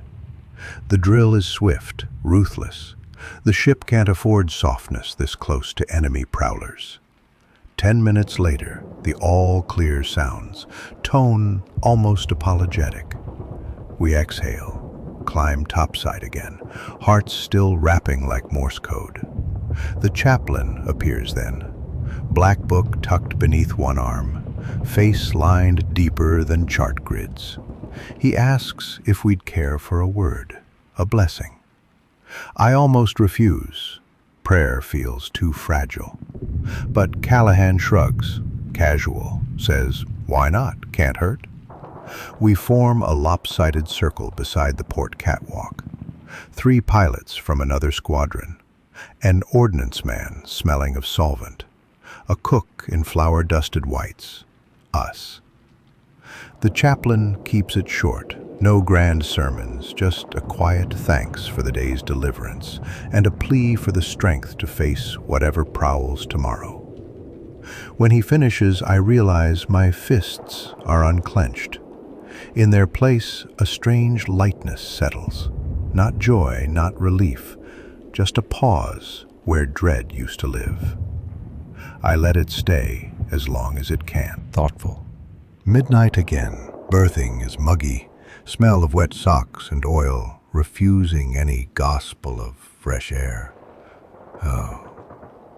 I slide beneath the thin blanket, harmonica tune still echoing faint in memory.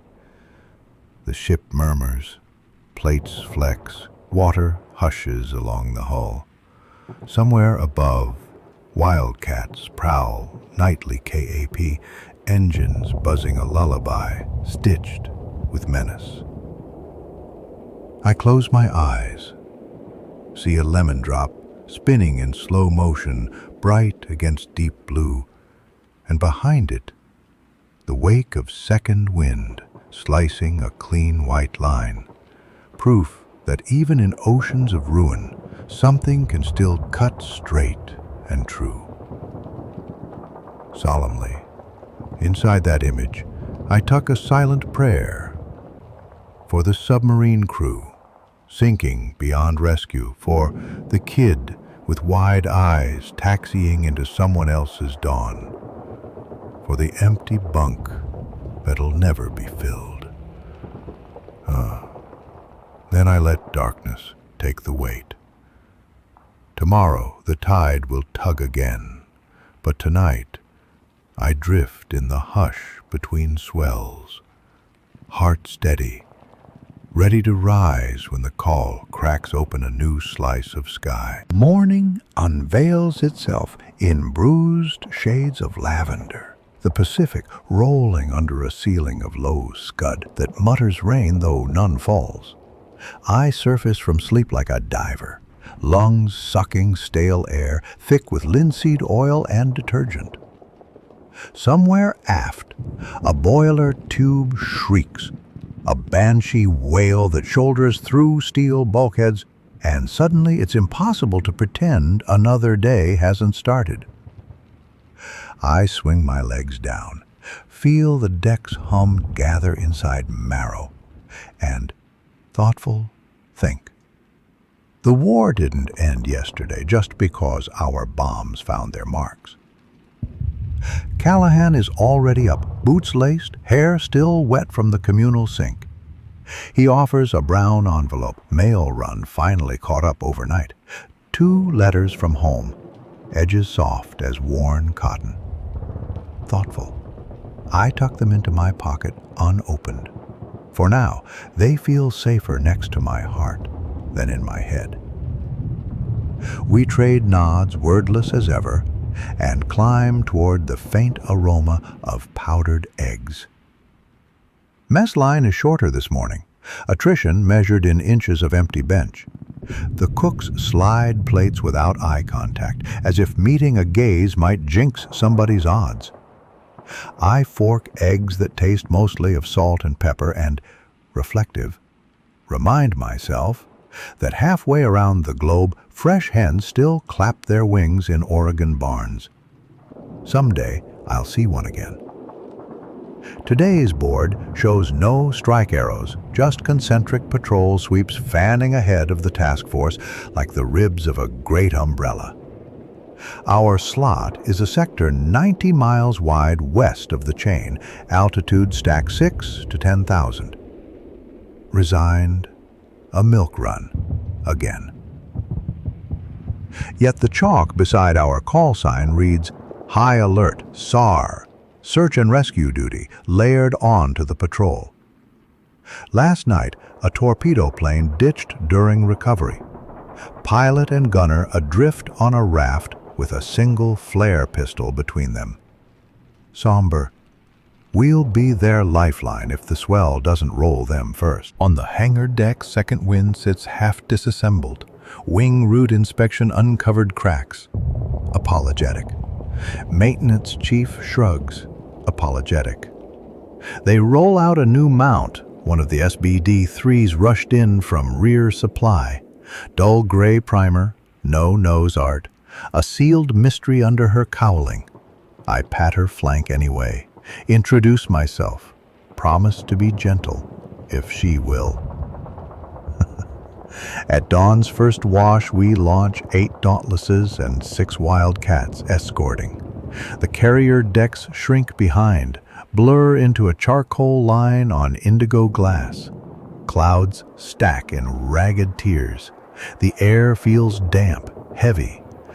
A sigh before weather turns angry. Relaxed. Eye level at 9,000, trim hands off, let the engine settle into that familiar droning purr that fills spaces thought never knew. Long pause. For 40 minutes, nothing stirs. Radios stay hushed. Only an occasional position check crackling across channels. The sea below lies deceptively smooth, each long swell reflecting a bruised sky like polished stone. Thoughtful. My mind drifts to those letters, Mom's careful cursive, maybe, or a line from my kid brother bragging about a bicycle built from scrap, and I almost dare to feel the absence of fear. Alarmed. Then a squawk, distress beacon, on the emergency frequency, short, frantic pulses, bearing south-southwest, compass swings. Urgent. I tap Callahan's shoulder, he scans the horizon. The Wildcats bank first, a graceful flock tilting into cloud shadows. We follow, engines spooling hard. At 5,000 feet, the windscreen fogs from sudden humidity, a warm pocket rising off unseen currents. Straining, I wipe with a glove, peer through swirling gray.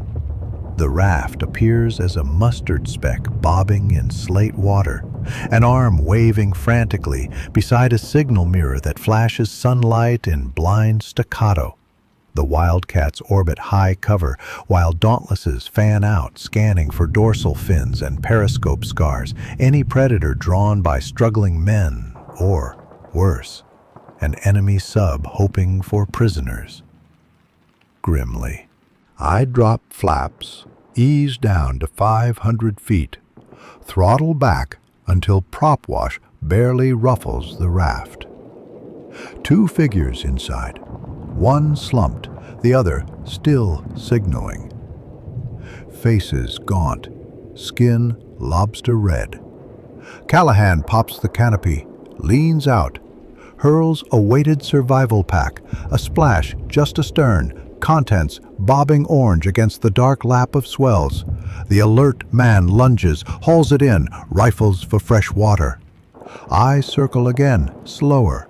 On the 3rd pass, the slumped airman raises a trembling hand. Alive after all. The sight punches my chest harder than any flak burst. Radio chatter confirms destroyer Pickens is 20 minutes out, racing like a greyhound across white-tipped chop.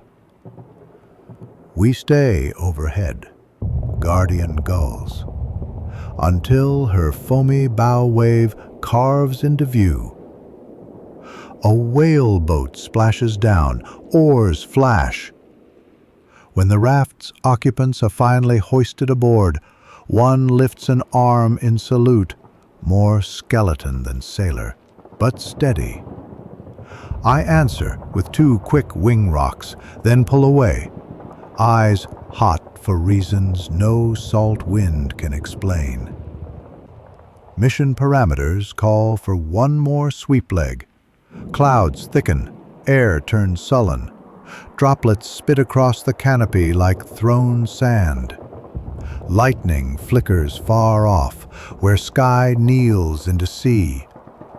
Over the interphone, Callahan, "Stormfront building faster than the old man's temper." I nod, banking east, before those anvil heads close like doors. Halfway home, I spot debris scattered across a calm patch, splintered timbers and oil slick rainbowing through chop. No locator die, no life rafts. We circle low, a shattered tailplane, American Blue Star scarred by shrapnel holes. Maybe a scout we never counted missing. Maybe yesterday's kill drifting to the surface. The slick swirls into spiral patterns, then disperses, and with it the hint of who or what lies beneath. Waves write their erasure fast. Carrier deck is awash in rain when we return, sudden squall hosing planks to a mirror sheen. LSO waves us in through curtains of spray. Prop bite carves rooster tails, tires kiss, skitter. Then the hook snags. A groan of cables, a final lurch, and we sit in a fizz of steam rising off hot cylinders. Ground crews sprint through puddles, chains clanging. I shut down the engine, the prop blades windmill to stillness, and silence settles heavy as wet wool. Debrief is swift, SAR success noted, debris logged. The squadron CO signs the clipboard with a tired flick. 1 more line in a ledger growing thick with days that feel both endless and vanishing. As I step out, a runner tugs my sleeve, mail pouch. I duck into an alcove, rip open the first envelope. Mother writes of roses blooming crimson along the porch lattice, and how Dad insisted on repainting the mailbox navy gray so it feels closer to you. I read the paragraph twice, fingerprints staining the ink where rainwater dripped from my sleeve. Thoughtful. The second letter is from Ellen Williams, the girl who danced with me exactly twice at the USO. Nothing promised, nothing owed. She writes she heard sailors say Midway was ours and hopes wherever I am smells nothing like smoke. At the bottom, she drew a tiny compass rose and wrote softly, "Come home on any heading. I'll find you." Strained voice. My throat tightens until swallowing feels like chewing glass. I fold the letters, tuck them back, press the pocket flat under my palm as if to fuse paper to skin. Tense lightning chalks the clouds again. Closer now, the ship lurches into a turn, engines thundering underfoot, a zigzag meant to spoil any submarine's firing solution. Outside my porthole, water shears off the bow in silver fans lit by sporadic flashes. Each surge hums up the hull, vibrates through my bones like distant drums. Hours slip. Rain eases to drizzle. I wander the hangar where maintenance crews toil under flood lamps, rivet guns stuttering like distant gunfire. Second wind's cracked flap has been reskinned. Someone chalked, "Keep her flyin'," on the primer with a grin face underneath. I run a thumb over the chalk, smudge it slightly, leave my own crooked grin beside it. Midwatch approaches. Thunder fades, replaced by a moonless hush broken only by sentry boots and the far-off hiss of cutting torches. I climb to the signal bridge, lean over rail, and stare at wake phosphorescence, ghostly green scrolls unraveling from the screws. Every now and then a flying fish erupts, skims shimmering arcs, vanishes. In that spray-cold air, everything smells of iron and iodine and the faint electrical tang of radar sets spinning their sleepless circles. I think of how 3 days ago the horizon boiled with smoke and tracer, and the very idea of tomorrow felt extravagant. Now tomorrow seems like a cautious possibility. Not guaranteed, but visible, the way a lighthouse lamp glimmers low between waves, even when you aren't sure which coast it marks. The war is far from finished. Too many oceans, too many decks, still bristling guns. But something shifted out near Midway, a pivot no storm can erase. Callahan climbs up beside me, passes half a chocolate bar scavenged from his bailout kit. It's gray with age bloom, but still sweet. We lean shoulder to shoulder, sharing silence and sugar against salt wind. After a while, he says, thoughtful, "You read your letters yet?" I nod. He nods back, reveals one envelope of his own, unopened. Softly, "Soon," he says, then slips it inside his jacket like a medal. A bell below tolls the turn of the watch. Searchlights dip toward black water, then snap upward, probing cloud bottoms for phantoms that aren't there. Somewhere deep within the ship, the boiler beats time with the heart of everyone aboard, a shared muscle flexing in darkness. I let my eyes close just long enough to brand the day's images on the backs of my lids. A flare of mirror from a desperate raft, orange dye swirling like sunrise painted on the water, chalk grin on a patched flap. Compass rose, inked by a girl I barely know yet suddenly need to. When the images settle into still frames, I open my eyes to living night again, grip the rail, and breathe slow. The Pacific smells less like menace and more like tolerated company now. Still vast, still fickle, but no longer the sole possessor of momentum. Below, arresting wires lie coiled for morning launches. Above, clouds scab over stars, but I know they're there, faithful as any oath. I whisper thanks to them, silent pinpoints keeping watch while men sleep too hard to dream, and head below.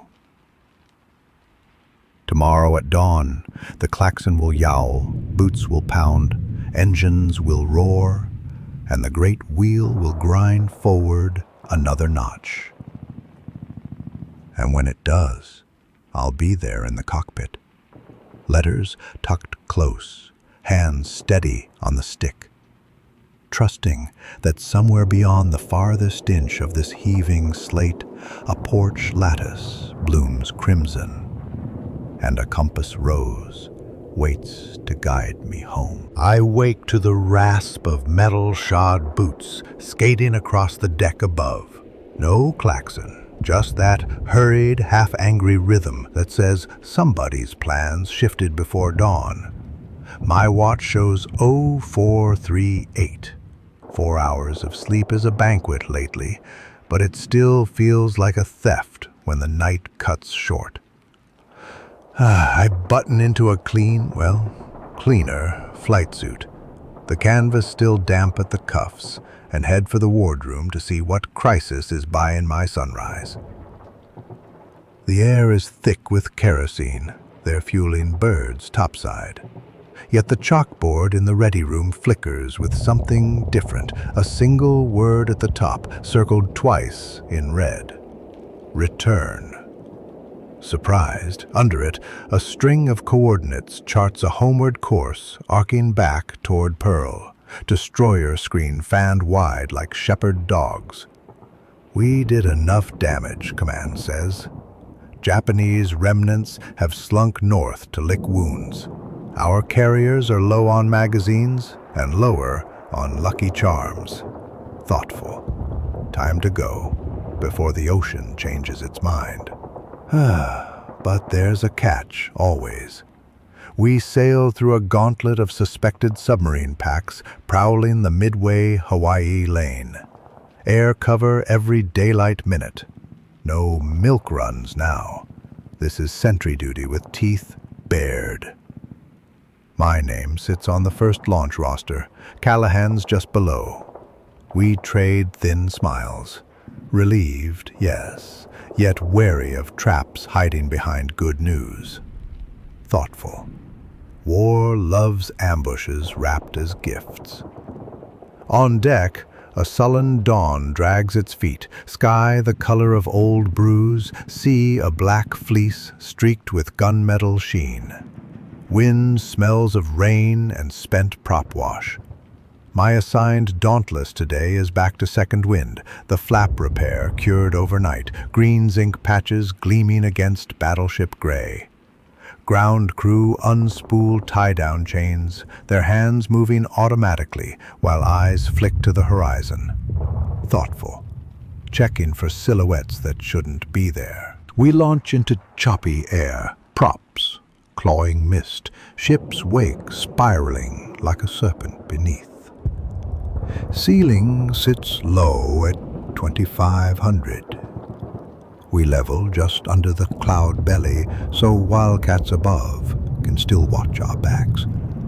Our patrol box is 50 miles ahead, southeast of the task group, where sonar blips hinted at engines idling in the deep. I set throttle at cruise, wait for the engine's steady purr to lace itself through ribs, and collarbones, my old metronome. Within 30 minutes, drizzle drapes the canopy, beads racing sideways until slipstream sluices them off. Vision narrows to pewter sea, pewter sky, horizon shaved thin as a straight razor. Callahan and I fall into that wary quiet we've cultivated, eyes never still, ears tuned for the pop of automatic gain control in the radio that might precede a distress call. An hour in, the companion Dauntless to starboard crackles on the set. They've spotted a slick. Oil and debris, no survivors. Probably yesterday's torpedo bomber, finally giving up its secrets. I bank over, glimpse a drifting life raft, gnawed in half, canvas flapping like a busted lung. No bodies. Waves swallow evidence quick out here. I file the coordinates, throat tight, then turn back on track, pushing the image down where screams echo but can't reach daylight. The sun finally shoulders through a rent in the overcast, flooding the cockpit with sudden molten coin. It flashes on my compass bezel, blinding for a blink, then retreats behind skidding cloud. That flicker jars memory. Ellen's compass rose. I picture her tidy line, come home on any heading, and for the first time the idea feels plausible, not just postcard poetry. Pearl is still 800 wet miles away, but the tide inside my chest edges warmer. Static bursts, urgent, clipped. A wildcat cap farther north reports depth charge boils. Destroyer engaging contact. We're nearest to relieve them overhead. I roll in, throttle forward. Second wind answers with that throaty, eager growl that makes the floorboards tingle. Callahan locks down the twin 30s, habit those submarines won't care. We arrive to find a destroyer carving tight circles, stern guns trained on white mushroom plumes where charges just went off. Geysers collapse, leaving a slick of diesel that wrinkles rainbow patterns across steel gray chop. Crewmen line lifelines, binoculars glued to froth that may hide a conning tower or nothing but churned brine. From 500 feet, the sea looks like hammered lead. Anything darker than a crest could be a periscope shadow. We orbit, eyes boring holes. Minutes crawl. Then, there, a slender spike knifing through a ripple, maybe half a yard of steel. Callahan sees it too. His shout crackles over the interphone. I thumb the radio. Urgent. Periscope sighted. Mark bearing 320 off your starboard quarter. The destroyer answers with a gut-deep bellow from her main battery. Shells splash yards wide, but close enough to pound sense into any skipper's nerve. A second later, depth charges roll off the racks, twin thuds followed by hollow booms you feel in sternum more than ears. Water erupts. When spray settles, nothing stirs but shredded foam and a widening smear of black oil. Sonar later swears by it. One more steel coffin punched open in the dark. We claw altitude, resume the watch. Day stretches, equal parts monotony and spike-bright adrenaline jabs. At 1400, the clouds tire of restraint and dump a warm shower that pounds the wings like drumheads. Visibility shrinks to nothing. We climb above the scud, where sun blazes in brilliant indifference, turning cloud tops into endless whipped cream. Up here is silence. The engine muffled by cotton walls. World reduced to 2 men, 1 machine, and vapor planes rolling to every horizon. Beautiful in a detached way. But I know submarines love storms. The rain hides their exhalations, the dark water cloaks their slinking shapes. I drop back below as soon as gaps open. Late daylight slants low, bronze and forgiving. The carrier group gleams ahead, wakes stitched parallel like white seams in blue cloth. My fuel sits just above reserve, perfect timing. We slot into landing pattern, flaps humming, hook clanking down. LSO's paddles dance in amber dusk, deck pitching only slightly as swell eases. Touchdown is smooth, almost gentle. Cable bites, momentum slams forward, then stops as if an invisible hand settles the plane on the planks. I breathe out a long rope of air I hadn't noticed holding. Taxi clear, engine off, canopy slid back. The smell of ocean and hot engine block commingles, oddly comforting. Callahan climbs down, legs rubbery, and stretches until joints pop. We grin like school kids sprung from detention. No kills stamped on the cowling tonight. Still, 1 more perimeter kept clean. Debrief is routine, but tension in the room feels lighter. Laughter bubbles easier, pins scratch less grimly. Fleet intelligence confirms enemy surface units have indeed pulled north beyond reach. Subs are now main concern, but dwindling. Some speculate will be retasked to escort convoys soon, maybe even rotate to stateside overhaul. Thoughtful. The thought sets off private fireworks behind my eyes. Leave enough time to wash the salt from this flight jacket, maybe put my feet on soil that doesn't move. Darkness falls, glossy and warm. A velvet quilt scented with diesel and frying onions once more. On the flight deck, the ordnancemen have chalked a crude scoreboard on the island bulkhead. Enemy carriers, cruisers, subs, each with fat white X's. Beneath, someone has scrawled in smaller hand, "Still breathing? Add 1 point." I tap the chalk for luck, leave a fingertip print. Mail call again after chow. Another letter from Ellen, surprised, unbelievably quick. Must have hitched a ride on faster wind. She writes that blackout curtains in San Diego make stars bright enough to count freckles by. Softly. She hopes I stand under the same sky. I fold it slow, slip it behind the compass in my kneeboard. Navigation by longing.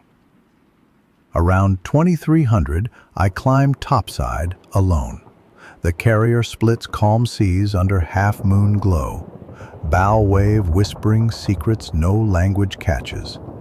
Far aft, the wake fizzes with phosphor sparks stirred by screws.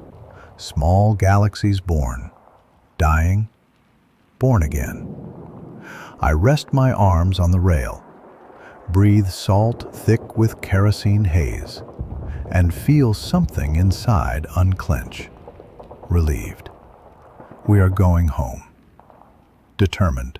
Step by dogged step. Mile by stubborn mile. But proudly not empty-handed.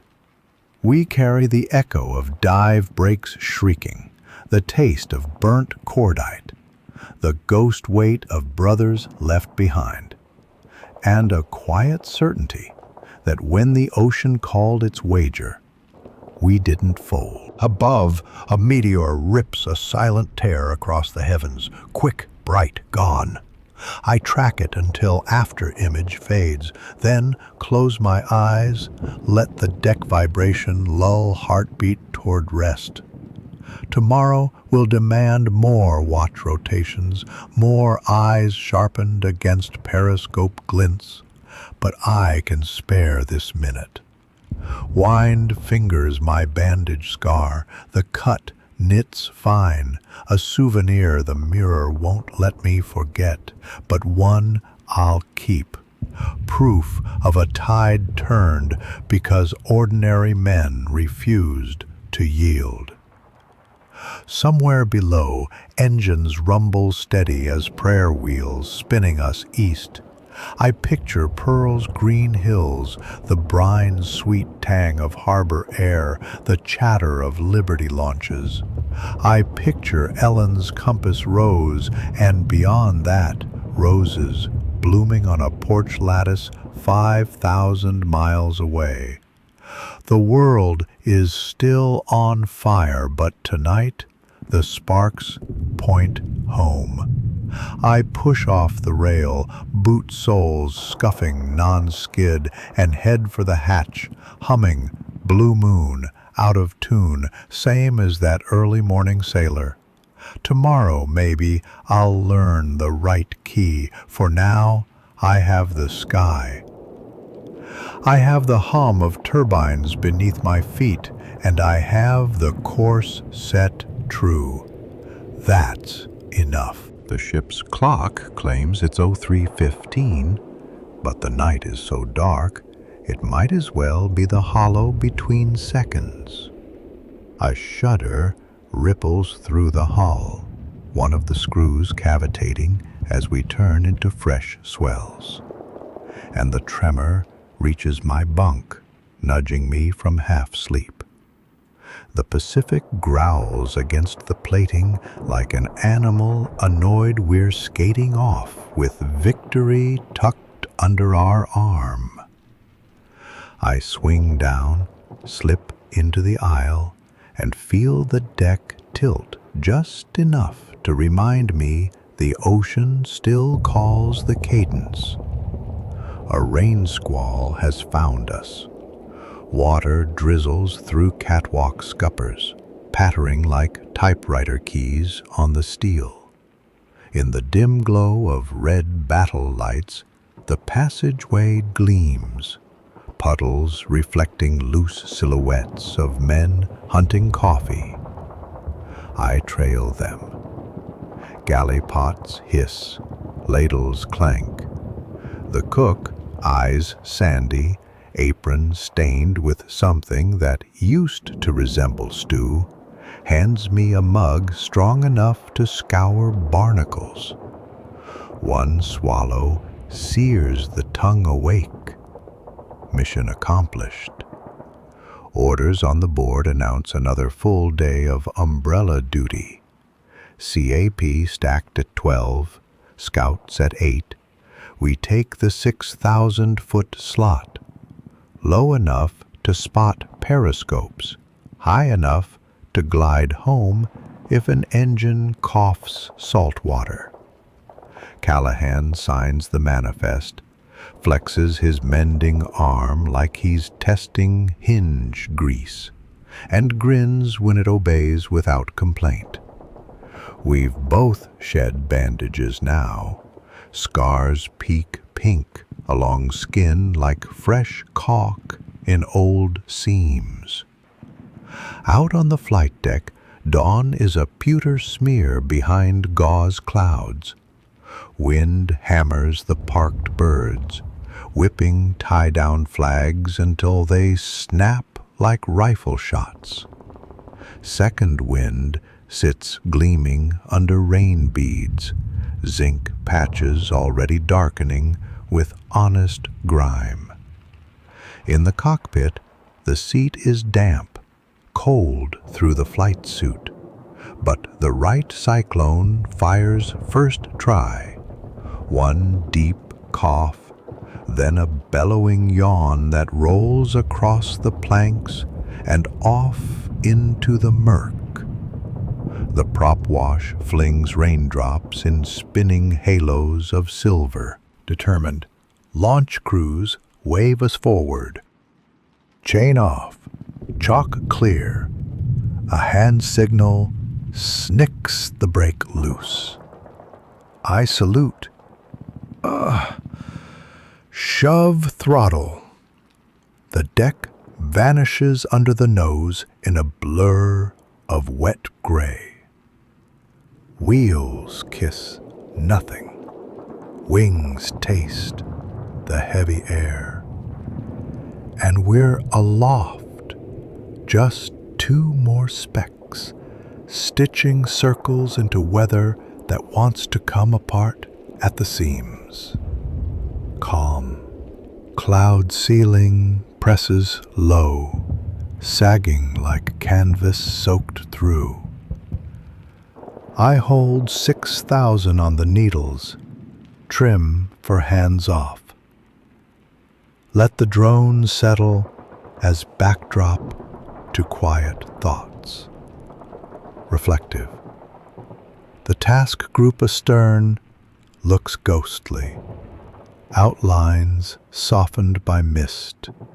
Carriers, cruisers, destroyers, each trailing wake scars that fade like chalk in rain. They feel close enough to touch, yet impossibly distant, as though we all float in separate glass jars. Relaxed. An hour east of the fleet, the sea changes color. From iron to pewter to something almost jade. Wind shears drop away. Rain thins to mist.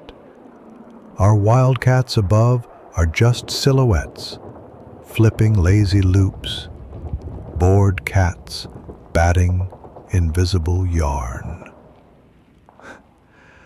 I almost dare to think the day will coast by on half throttle. Startled, then the radio snaps. Destroyer Jarvis reporting torpedo wake dead ahead, closing fast. Relieved. No explosion. Missed shot or dud run. Alert. But now every sonar ear is twitching. Determined. We pivot toward the bearing, adjust altitude to 2,000 for a tighter search cone. Cloud shred brushes the wingtips. Droplets spatter sideways as we nose into a corridor of slightly calmer air. Impatient. 5 minutes. Nothing. Exasperated. 10. Still nothing but sea, rolling, indifferent under a dull sky. Alert. A scratch of static, then Jarvis again. Oil slick on the surface, narrow, fresh, spotted 3 miles from her stern. Thoughtful. Could be sub-exhaust, could be a decoy dump. Focused. We vector to the coordinates. Callahan leans out, goggles spattered, scanning down the starboard wing. I bank. Drop to 150 feet. There, the slick, a dark trail, as though someone signed their name with a dripping pen. As we overfly, a bubble the size of a dinner plate shivers to the surface, pops, then another. She's venting. Callahan mutters, voice thin in the interphone. I click transmit. Clipped, urgent. Probable sub beneath oil trace, marking now. He arms a smoke float, releases it.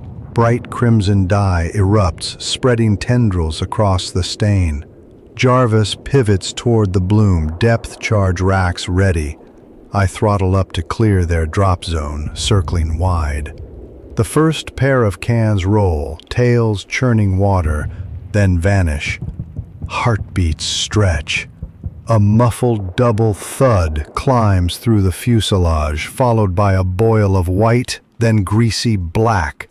When the froth subsides, wreckage surfaces, splintered decking, a sandal, a coil of rope. No people. The sea reclaims its secrets quick. We climb back to patrol height. Rain returns harder now, slashing the windshield in diagonal knives. Wipers smack useless arcs. Visibility shrinks to half a mile. For an hour we fly blind, but for instruments and instinct, checking every ripple for the impossible geometry of a periscope. Thunder rumbles somewhere inside the cloud. Lightning flickers, briefly sketching our wing skeletons in ghost light. Fuel burns down quicker in dense air. I call the turn, back to the barn. Wildcats slide in behind, formation ragged but tight enough to convince any prowler there's more steel in the sky than there really is. Home deck emerges from rain like an island rising. Flight ops still churning, arresting cables glistening wet. I slip into pattern, flaps down, attitude ginger. Rain makes planks slick as soap. Hook grabs second wire, the jolt feels mercifully tame. Engines wind down, props tick to a halt under dripping overcast. Deck crew rush forward, chain us before the next swell rolls too hard. Back in the ready room, wet flight suits hang from hooks like limp skins of yesterday's selves. Someone passes around tins of cigarettes, warped by humidity. We smoke in silence, eyes on the rain-spattered porthole, watching gray sheets march sideways across a gray sea. Afternoon orders shift us to Ready 5 Reserve. A cot by the loudspeaker, boots on, harness half buckled, in case a scout screams for cover. I sprawl, head on rolled life vest, and let exhaustion pull at eyelids. Between throb of engines and hiss of rain, I drift into a half-dream. I'm diving again, the carrier deck rushing up, but when the bomb releases, it turns into a folded letter that flutters down, lands in Ellen's palm as she stands on a pier strung with red, white bunting. She reads my target coordinates aloud like a love poem, then folds the paper into a paper boat and sets it sailing toward a lattice bursting with roses. A loudspeaker cracks the image to pieces. Loudspeaker, authoritative. All hands, stand by to change course 90 degrees starboard. The deck tilts. Somewhere, a steel door slams. I sit up, adrenaline instantly awake.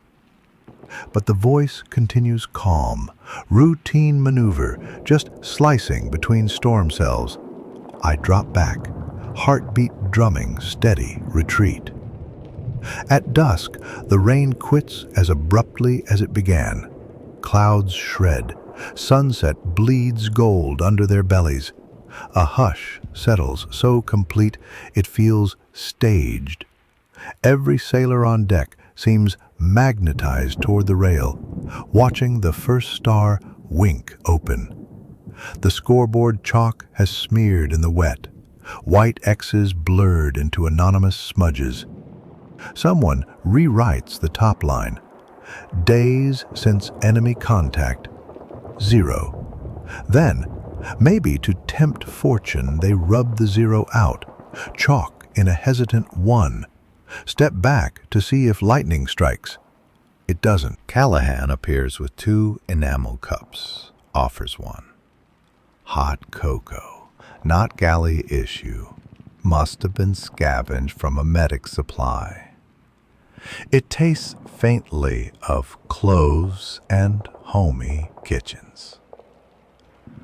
We lean against the island bulkhead, sipping letting the warmth soak marrow gone soggy with drizzle.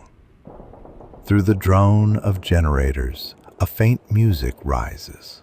Some radio man patching Glenn Miller onto the PA. Brass notes waft across the damp planking, sweet and incongruous amid racks of dumb bombs and fuel hoses. He nudges me. Thoughtful. Think we'll hit Pearl by the 4th? I do the math. 3 more days if the seas behave. Thoughtful. Maybe fireworks of a quieter sort, I answer. He taps his mug to mine anyway, toasting unseen sparklers. When full dark settles, the carrier kills topside lights, except hooded beacons. The deck becomes an ink field slick with reflections of distant lightning. Cap launches continue as silhouettes, planes seeming to levitate off the edge into nothingness. I watch one after another until only wingtip nav lights remain, drifting like fireflies in moonless air. Below decks, I peel out of the damp suit, towel skin raw, pull on dungarees that still smell faintly of laundry soap from a week ago, a luxury gift. I fish the compass rose letter from my kneeboard, smooth its creases, and finally let the words press deep. She's scribbled a postscript, playful. If the ocean tries to keep you, tell it I already called dibs. Quiet laugh. I laugh, quiet, sudden, and realize it's the first clean laugh in days. I tuck the paper behind my dog tags, close to the pulse. Turn-in sees me back in the bunk, legs aching with the harmless ache of mileage rather than flak. The ship's roll rocks a rhythm almost gentle. Up, forward, settle. Up, forward, settle. Thoughtful. I focus on that cadence, not on the dark water outside or the hull plates between me and void. Somewhere, engine telegraphs click orders, steam valves hiss, and the Pacific keeps its own counsel beneath. Before sleep clamps down, I mark one last mental note. Hopeful. Tomorrow, the scoreboard might show 2, maybe 3, maybe enough days strung together that this journey westward becomes memory instead of mission. Longingly. And when we do finally drop anchor in Pearl, I'll step out onto a pier that smells of pineapple and diesel, lift my face to mountains that don't move, and breathe as if the air were thick with petals instead of cordite. Calmly. For now the ocean is still our runway, the night still our ceiling, and the stars, those stubborn pinholes, remain our true north. Peacefully, I let their unseen glow seep through the bulkhead, through eyelids, through every tired sinew, until even the war's relentless hum fades to a lullaby, pitched to the rhythm of second wind's prop, drifting in a dream of cloudless skies. I don't remember sliding into sleep, only the jolt of waking when the tannoy mutters my name like a half-forgotten prayer. Outside the blackout curtain, the passageway glows yellow. Morning, not emergency. I swing down, boots thumping steel, and realize my muscles ache in politely quiet places, the kind of ache that says we've flown hard but not broken. The ship's vibration is softer today, a long stride lope instead of yesterday's sprint. I can taste it before I check the chart. We're in that blessed patch of Pacific where the water sharpens from iron to cobalt, where the air remembers hibiscus and truck exhaust in equal measure. We're close. Coffee first. The cook hands over a mug before I ask, bless him. As I sip, someone from Ops tapes a fresh sheet atop the ready room board. No patrol grids this time, just a fat black arrow driving east toward a point marked OAHU. Launch requirements? Nil. Flight status? Standby only. Eyes widen around the room, but nobody dares cheer. It feels like whistling past a grave if you celebrate too early. Callahan approaches, sleeve rolled up to reveal the clean pink seam where shrapnel once chewed. He wiggles fingers, makes a revolver of his hand, and mimes shooting the word NIL on the board. For once, I don't scold his optimism. Up on the flight deck, the weather is a postcard. High cirrus, trailing filaments, sun punching diamonds off the catwalk puddles. Men walk a little slower, talk a shade louder, shoulders unhooked from invisible weights. The scoreboard is dry, yesterday's chalk number now a bold 2. Somebody has added a sloppy star beside it, then tried to wipe it off, leaving a ghost smudge that still shines. Despite the nil launch order, Second Wind sits fueled and ready, her patched flap blending into the wing's sun-bleached fabric like a healed wound. I climb into the cockpit anyway, just to run a hand over the yoke, feel the leather grip, one more cycle.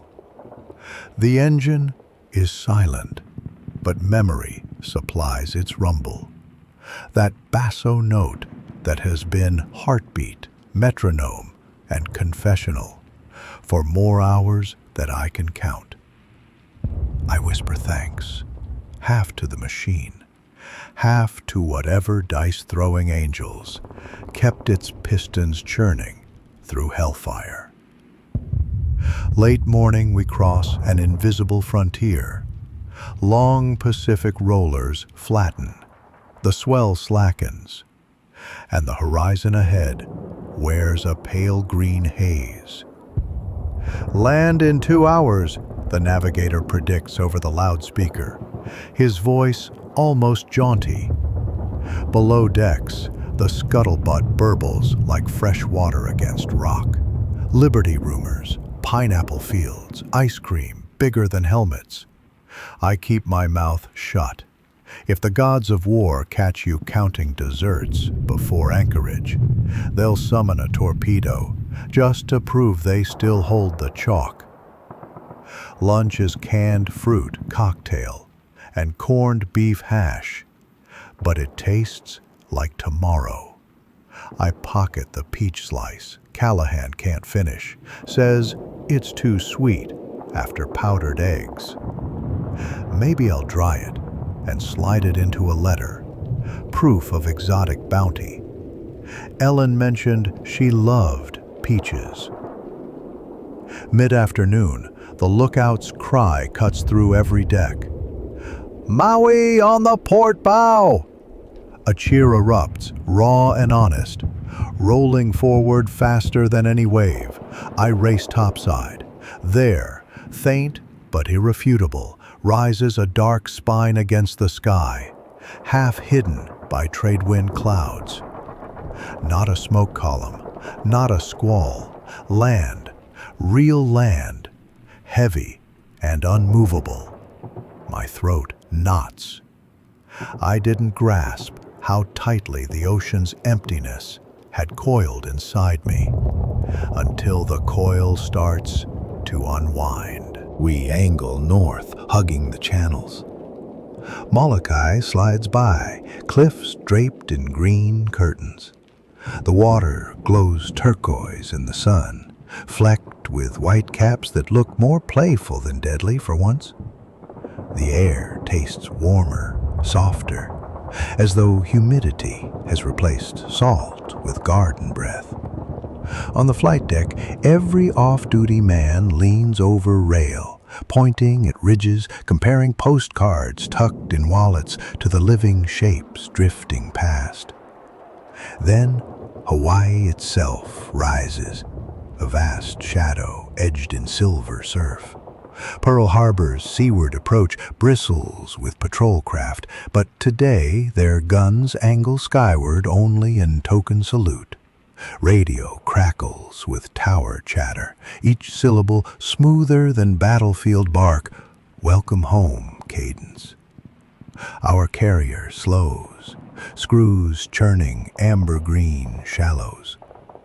The odor changes again. Diesel, yes, but mixed now with something sweet. Plumeria, perhaps, or just the promise of shore leave.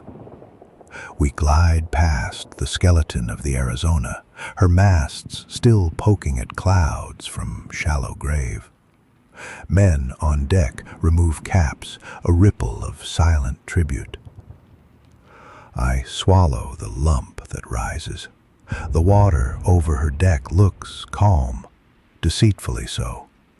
A few yards away, a launch of tourists takes pictures, bright dresses flapping. The war is different depending on which side of the harbor rail you stand. Docking stations, lines snake across, winches whir, the carrier kisses pier fenders with a rubbery sigh. Gangways clatter down. The tannoy announces first shore leave rotation, junior ratings first, aircrew second wave. Callahan groans, but I shrug. I'm in no hurry to trade deck noise for barroom roar. Instead, we volunteer for aircraft offload detail, help wheel the tired Dauntlesses into hangars ashore for overhaul. The Navy doesn't waste hands, so the chief accepts with a grunt. Rolling second wind across concrete feels surreal. No more heaving planks, just solid earth under wheels. Inside the hangar, the Army Air Force's crews gape at our patched skins, scorched paint, flecks of coral embedded from Midway's sand grit runway. An inspector tags bullet holes with little red squares, counting them like freckles. One teenage mechanic asks if those are real plates of flak still wedged in the tail. Callahan flicks a shard loose and flips it to him. Gruffly, "Souvenir." Short pause. "Keep your luck polished." Evening arrives, draped in trade wind cool. Liberty finally releases us. The base bus rattles past palm groves and barracks smelling of starch. Downtown Honolulu glimmers with blackout dim street lamps and neon signs half lit to spare power. We duck into a diner where the jukebox spins Benny Goodman so loud it shakes the ketchup bottles. The waitress, hair pinned with a gardenia, bats eyes when she hears Midway and slips an extra scoop of ice cream beside our pie. We don't drink hard tonight. 2 beers each, slow, chasing the shock of land steadiness. When the curfew bugle wails, we wander the shoreline instead of bunking, boots sinking in warm sand. Moonlight throws a silver path across waves still flecked white. For a moment, I imagine a dauntless silhouette riding that moonbeam. Dive brakes spread like gull wings. It feels impossibly distant, like watching a younger, reckless self. Callahan breaks the hush. Thoughtfully. "What'll you do stateside leave, Skipper?" I picture Oregon hills, a porch lattice orange with summer roses, a compass rose pinned above the mantel. Dreamily. I might learn the right key to Blue Moon, then ask a girl if she'll help me keep time. He grins, quiet approval. Save me a seat at the wedding. A breeze drifts off the water, carrying faint engine murmurs from anchored battleships, flat tops, transports, all the metal sinew of a war still grinding on in other directions. I know orders will come soon. Guadalcanal talk is already swirling among staff officers, and we'll likely be thrown back into the turning gears. But tonight, the gears pause, just a fraction. Enough to slip a piece of peace into the works. Back in temporary quarters, wooden barracks that smell of new paint and floor wax, I unfold Ellen's letter yet again. The paper is rounded corners now, soft from countless readings. I add a note in the margin. Made it to Pearl. Ocean gave up custody. I date it July 2nd, 1942, then scrawl below. If the roses are still climbing, save me a seat under them. No poetry, just the trim truth. Tomorrow I'll post it before some new hailstorm rises. Lights out. Ceiling fans whirl lazy ovals, stirring warm air scented with plumeria and diesel. The mattress doesn't sway. It feels wrong at first, like sleeping on a promise that might break. I close my eyes, expect the deck roll, but nothing moves except breath. After a few minutes, muscles unclench, surrendering the habit of bracing for impact. As sleep gathers, I sense the Pacific beyond these walls. Vast, bruised, still whispering. But between its whisper and my heartbeat, there's room now for softer sounds. Garden wind chimes, swing band clarinets, a port screen door creaking in Oregon dusk. I hold those sounds. Let them weave into dreams that don't smell of cordite. Somewhere, a shore patrol horn toots final curfew. I drift deeper, confident that when morning cracks open the sky, it won't drag us off the pier just yet. And if it does, if new orders shove our names onto another chalkboard, second wind will be waiting, patched but proud, engines eager, tails still streaked by the Pacific's salt white claws. I'll climb in, steady hands wrapping the yoke, heart weighed but not bowed, and point her nose into whichever horizon needs its tide turn next. For tonight, though, the tide lies still, and in that hush between waves, I sleep, next to letters close to skin, under a roof that doesn't pitch, beneath stars that finally shine through something other than battle smoke.